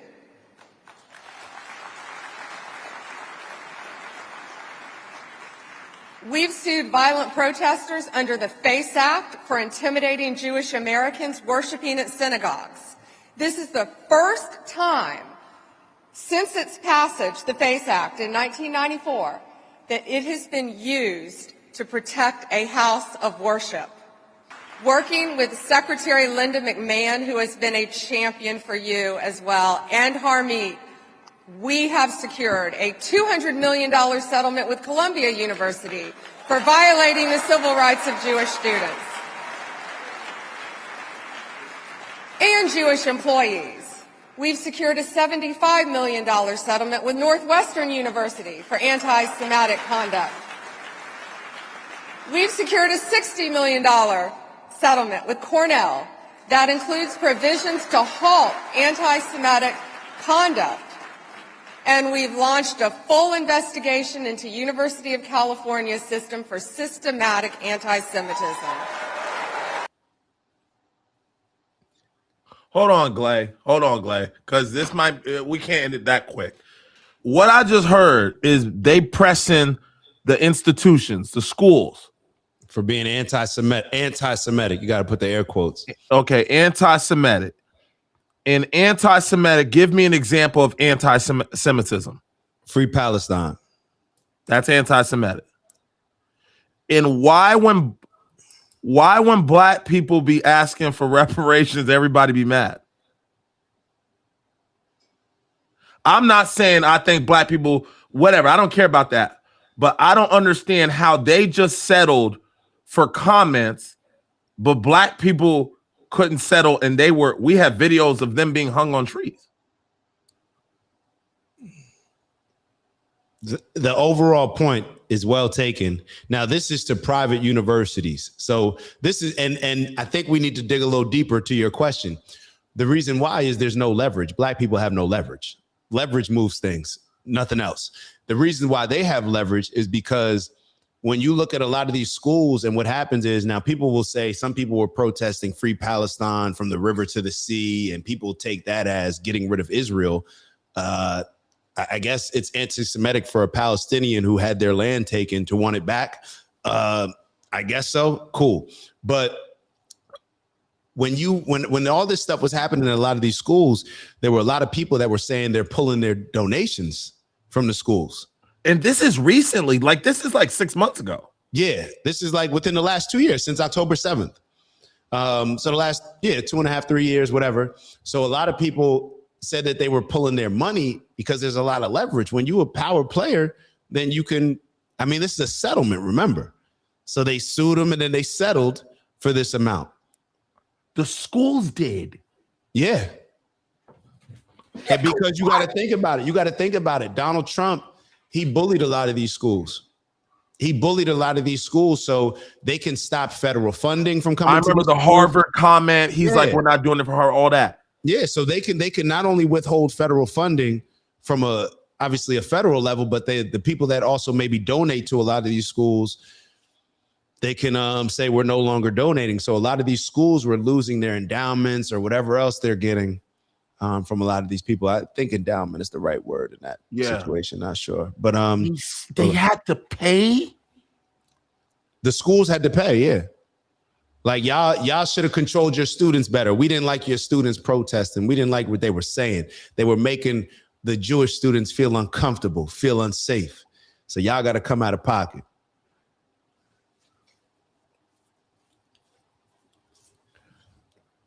They put them niggas in they lane like that? Yo, I got to admit, bro, all of this brings about, and I'm going to address Abu Han's comment too. All of this does make me miss when I was so locked in with the Jewish community, bro. Like, I wish October 7th didn't happen. I'm glad it happened because it forced me to learn a lot of stuff that I didn't know, and I'm joking a bit. But, bro, like a lot of my people, like, I was in the Jewish community pretty heavy. In the Zionist community pretty heavy as well. Which is why a lot of these relationships, even in Miami, like a lot of my relationships, they're like people that I call my bros. You know what I'm saying? Like they move different, BK. Like the books that I used to read, bro, I still have some of these books in my library, bro. It's like, bro, Jewish people, if you want to become successful, bro, study some Jewish people, bro. Study some Jewish people. Now, you don't have to do what you may not agree with what they do, you know, but bro, they are intentional. They move with purpose and they take things into their own hands. Now, that I'm not talking about from a moral standpoint. I'm pretty sure y'all understand where I stand when it comes to the morality of Israel, Palestine, and across the board when it comes to some of the videos that we just saw as far as them influencing our government and things of that nature. Cool.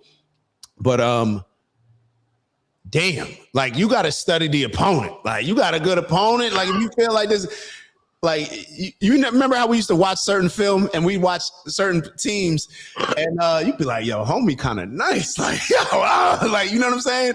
You studying Ben Isolano. You like, hold up, bro. Oh, like, yeah, I know we hate Villanova, but bro, he nice. He's a problem. Like, you know what I'm saying? Yeah. It's like, you got to, hey, but to Abu Han's point, Dak about to get the paid trip to Israel, bro. I already got offered the trip. I already got the trip. Back in the day? I already got offered the trip. You joking. I never already got offered the trip. You always crossing over. I already got offered the trip, bro. Heisman, nah. And I can't even front. Like, so to be honest, if October 7th never would have happened, I would have definitely gone out there. But a lot of my relationships after October 7th, and when we, you know, I could no longer ignore this thing because I'll be honest, for selfish reasons, I'll be honest, I caught it before you caught it. For selfish reasons, when October 7th happened, like my mindset was not on what my mindset is now, you know, but I just got to a point where I'm like, yo, I got to really look into a lot of this stuff because it wasn't exposed to me either. So I didn't even know how Israel was created before the last few years. You know what I'm saying? I never really, and when I say I didn't know how it was created, I didn't dig deep into it. You know what I'm saying? Like as I dug deep into, let's say, Christianity. So after October 7th happened, a lot of those relationships that I had, they are no longer, unfortunately, or fortunately. It depends on how you look at it, but I would say unfortunately, because you shouldn't be losing friends over stuff like this, but you also can't be just aligning with certain things and be complicit with certain things where it's like, yo, I know you don't like those people, but that's evil what y'all are doing. And I may respect you for going over there and actually standing on the words that you're saying and actually being willing to fight. But like when you're got the backing of America, it's like you're picking on people, bro. You're picking on you're a bully. I don't like that. So here we are. Bro, come on, man. You know this, bro. I had like I'm talking about now I'm sitting back thinking about it like maybe I should have taken the trip. But like I'm talking powerful people. Like people that, yo, what do you need money for? Like, let's invest. Like, I want to invest. People upset. Like, my homie was upset that he never, like, he would always be like, yo, I want to invest in something that you got going on. Like, come on, let me invest. Like, and it'd be to the point where I'd be feeling bad. Like, yo, I don't have anything. Like, I don't know. Like, I don't want I would know now. So if anybody want to invest, man, we about to take OG Network. But yeah, we may need it. Well, we gonna need it, but yeah. Well, I don't know. We'll see. Hey, yo. I don't know, Clay. All I know is you got box breathing today. They shook down them schools for the students protesting. Oh my They God. shook down the schools. Presidents of the schools had to resign. Like it was And a lot of that was Trump, like it was Trump and like it was tag teaming. You know, Trump is just playing pawn for. So is that why Trump switched up? That's why Trump switched up. I know y'all say he switched up, but you know, I wasn't following Trump before this shit. But now you telling me he switched up and he got 100 bands. No, not 100 bands, 100 million bands from old lady shaking down schools. Like, bro, this is the mob. You said it, not me. But yeah, I'm not scared to say that. This is mob behavior. It's always been mobbish behavior. I didn't know they had the block sound like this, my guy. I mean, look at America was created on mobbish behavior. Like this is always I watched this video yesterday because I was like, I need to learn some more history. Like just to be on point, because a lot of the earlier wars I'm not too familiar with. So I was watching the history, and it was America in 15 minutes. And it was showing the development. And when you look at this video, it's like, oh yeah, then the Louisiana Purchase, and then this, and then this. And they act as if this was just land that nobody was on, like how they're describing it.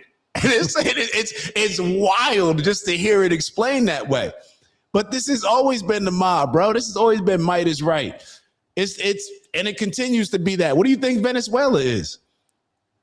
What do you think Greenland is? Yeah, we're going to take it. One way or another, we're going to take it.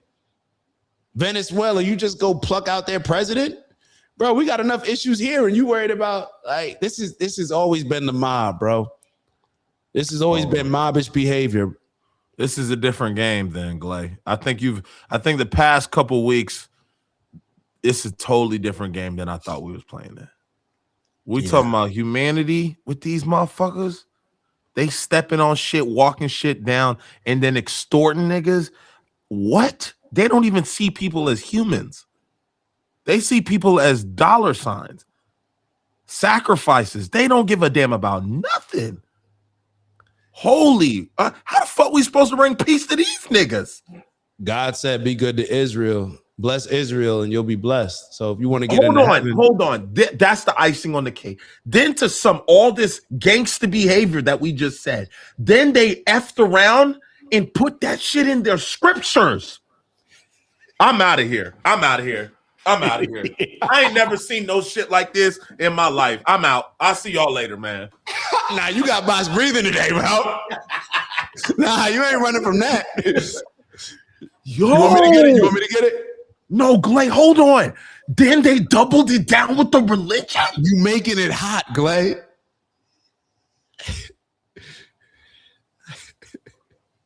Bro, I didn't know how in their bag they were with the bro. This is how the fuck do you stop this?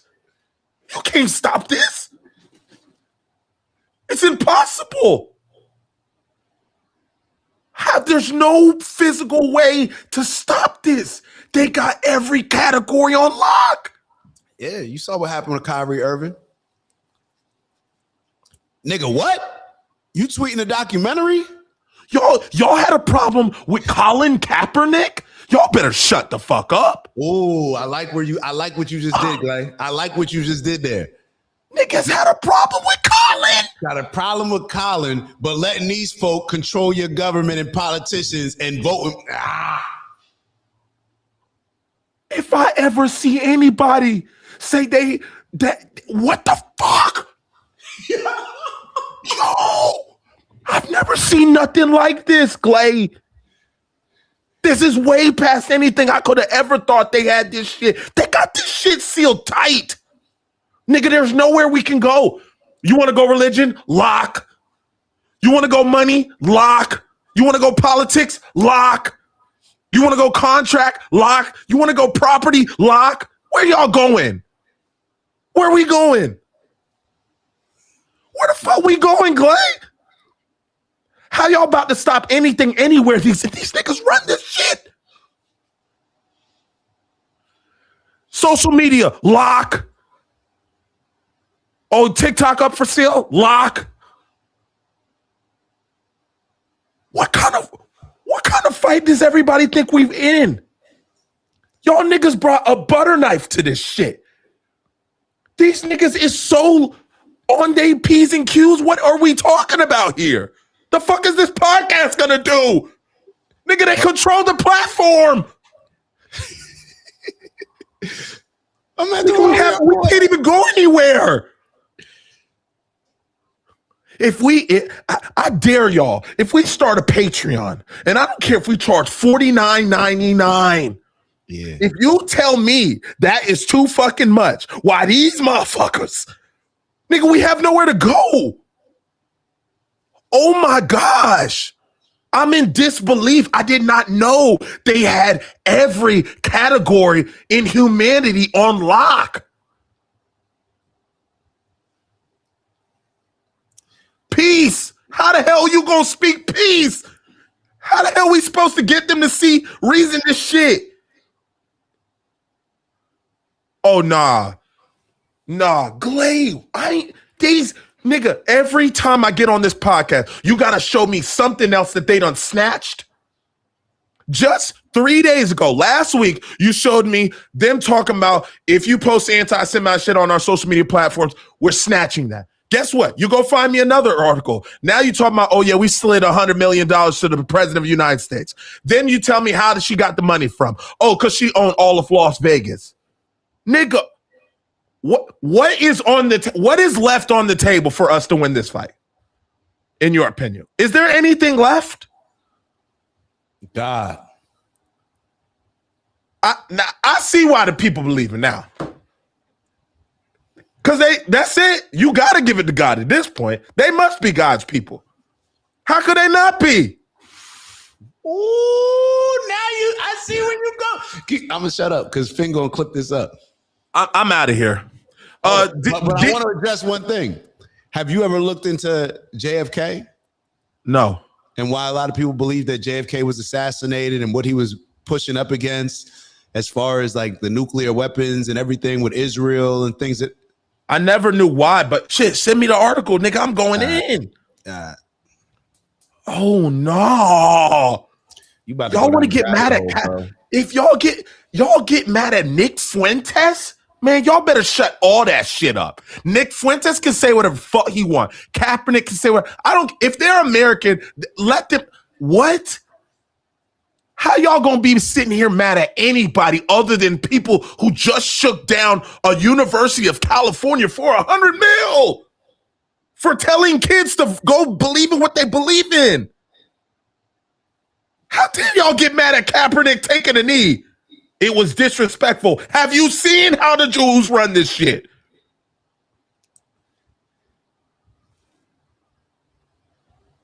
White supremacy? Where is it at? Jewish supremacy. White people in the same boat I'm in.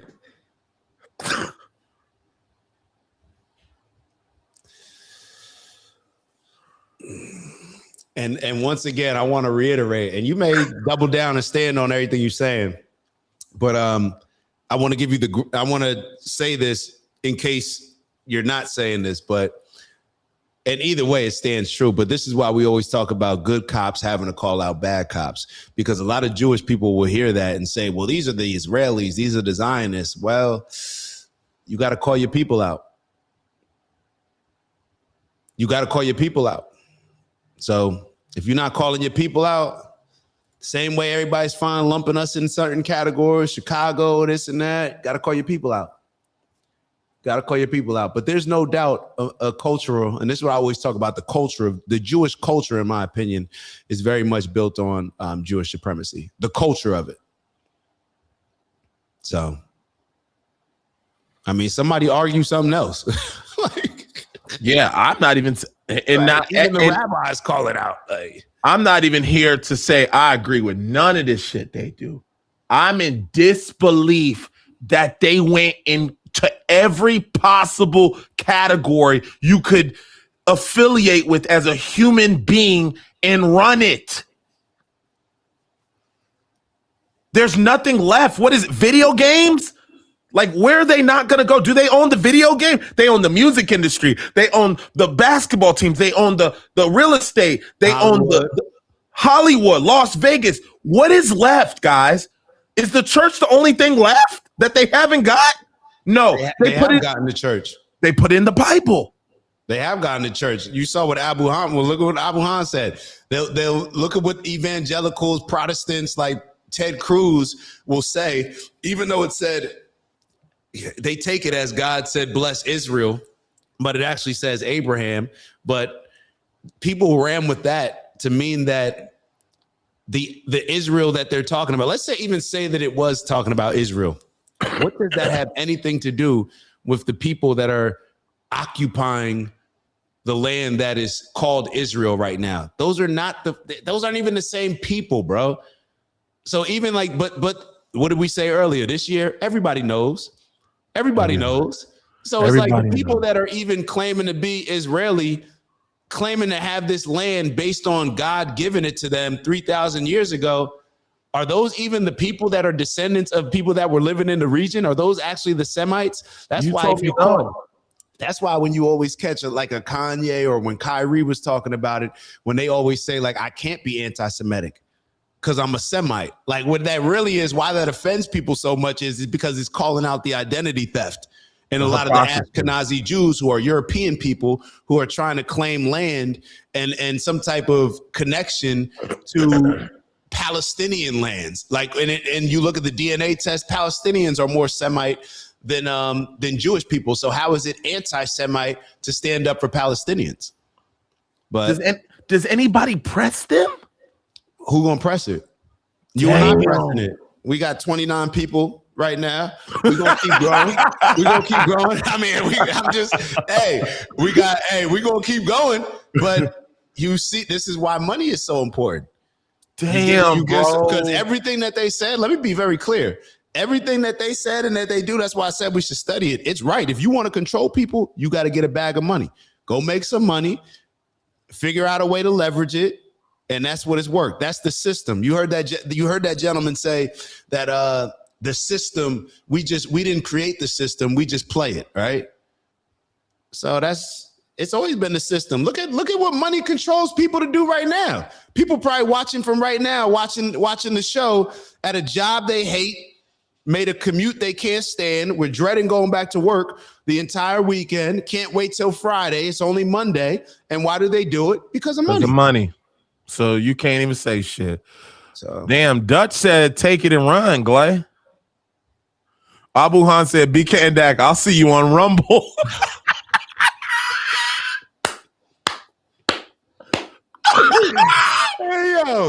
Hey yo, we gotta start. Honestly, these type of combos, we gotta start moving to maybe, Yeah, and it's $49.99. Cause they run everything.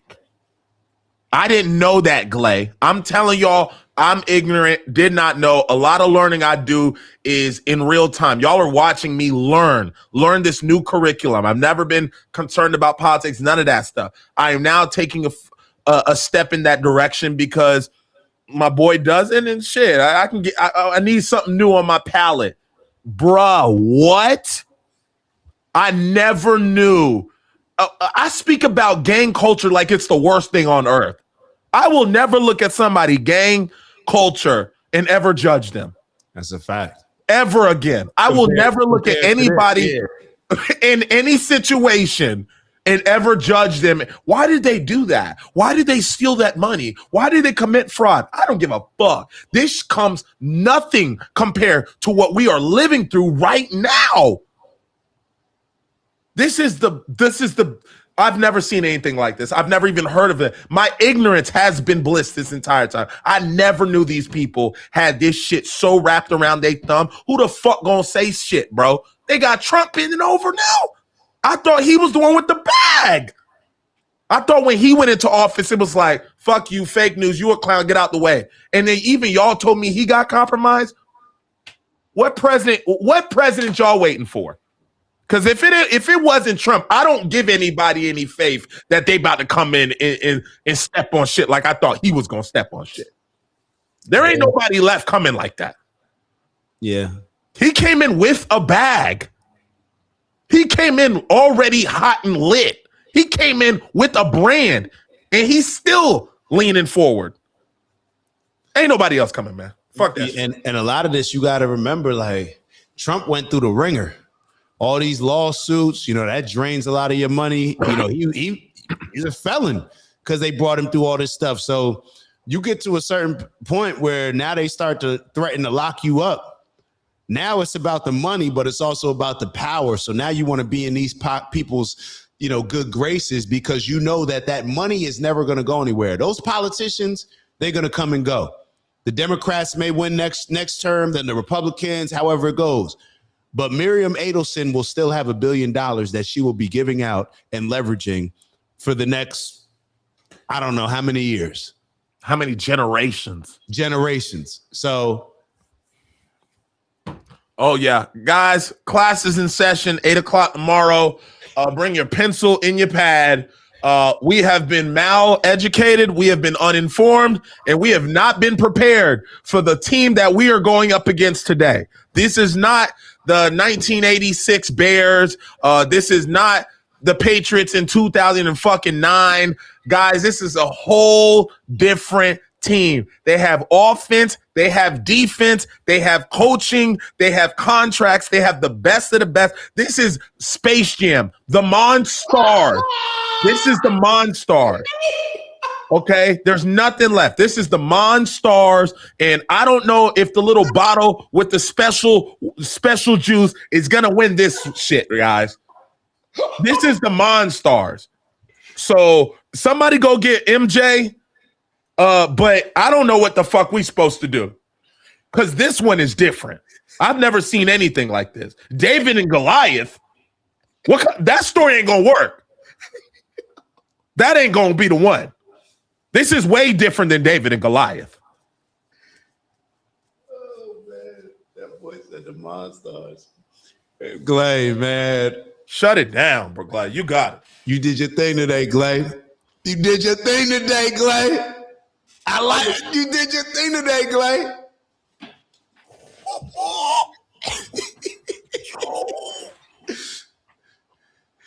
Yo, all right, hit us with some box breathing, bro. You need it, yo. Quick question. Is extortion illegal? Is this shit just legal? Manifest destiny, bro. Might is right. If they ain't on what we on, take their shit. If they can't protect it, it ain't theirs. That's the energy. That's what the energy has always been, bro. So we're living in a world. Think about it. We're living in a world. So it may have been different, maybe, let's say 600, 700 years ago. But right now, the current world that we're living in is made up of conquerors. People that have conquered are winning right now. That's who's running the world. The world is made up when you look at the borders and you look at all this stuff and you look at why people speak English in America, why people speak Spanish in, Central South America, why people worship, why all these Mexicans, South Americans, why they're Catholic and all this. Bro, there's a reason for a lot of this stuff, bro. We're living in a world that has been created by conquerors. So why would we expect anything else? Colonizers, imperialism. This is imperialism. It's what colonizers do, bro. So, Glay, we grow up, fraud, illegal.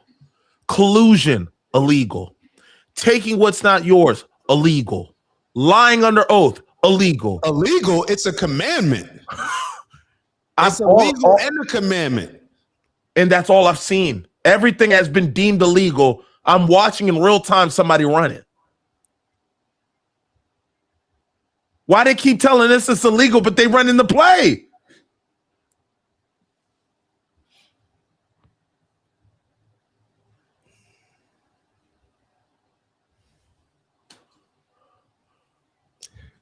Abu Han funny. Abu Han said Dak trying to save his homie. Nah, it's not that. I just know what it is when you find out a lot of this stuff, and it can get you really riled up emotionally. And nothing wrong with it. Nah, I don't need to save Glay. I don't need to save Glay. This the energy that we all need to be on, to be real. If more of us were on this type of energy, if more of the righteous folk had this energy, imagine where we'd be in life. Imagine the world that we would have created. I don't think there's no way everybody moving this calmly. There's no way people moving this calmly and thinking. Bro, what you mean? People are sheep, bro. People are sheep. people are sheep, bro. That's why when we find out a lot of this stuff, we get pissed off because it's like, yo, did y'all know about this? You ain't say nothing. You knew about this, and you ain't tell. That's why it becomes so frustrating. People know, bro. What did we say? 2026. People know, bro. All that convenient ignorance, bro, it's out the window. People know exactly what's going on. Okay. All right, y'all close your eyes if y'all in a safe space. I don't know if anywhere is safe at this point in time.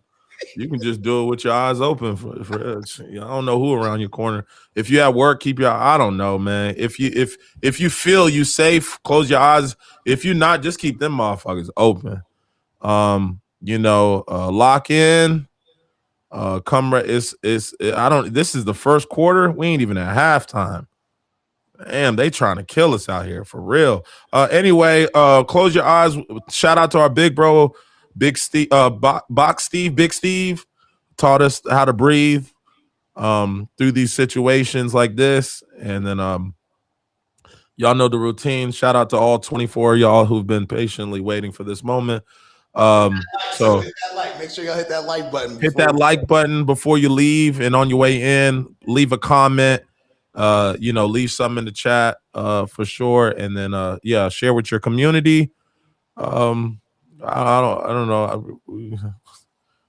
Breathe, because that's all we got, dude. At this point, they might try to get the air around us next. So go ahead and close your eyes and deep breathe. We're gonna do 4 counts. I'm gonna breathe in 4, breathe out, hold it for 1, breathe out 4 again. Let's go. Oh my gosh. But before that, shout out to Angela Washington. Dak, open those eyes up, baby. Aloha. Keep sharing the knowledge, brothers. No fear. Aloha. I appreciate you, Angela. I appreciate you, Angela. Thank you. No, for real. And all joking aside, like, we understand that these conversations are, can be considered dangerous, but I didn't know that, Blay. I didn't know it was dangerous. But this is what I mean. It's always been dangerous to be good, right? That's what Jesus, right? So a lot of times when you're standing up against certain things, it is what it is, and you can perceive it as dangerous. I think it's a lot more dangerous based on Judgment Day coming one day. I think it's a lot more dangerous to not stand on a lot of the things that we know we should be standing on. This life right here, based on what a lot of people say when it comes to what happens when we leave this world, this is just a short, temporary, quick little, sounds long. If we live long enough to have a long life, it's going to be short in the grand scheme of things. So for a lot of people who believe that there's a Judgment Day, the fear of anything happening here, perhaps we should think about when we standing in front of the Most High, for those that believe. So this isn't dangerous. This is just life. This is just standing on righteousness and principles. So we can't be feared. We can't have any type of fear when it comes to this, and we can't allow the fear to control us, because that's exactly what has happened. That's exactly what has happened, whether it's slavery, whether it's what we're going through now, whether all of it has been controlled by fear. All right. Thank you so much, Angela. All right, y'all, close y'all eyes. All right, breathe in, hold, breathe out. Damn. Hold, breathe in, hold it, breathe out.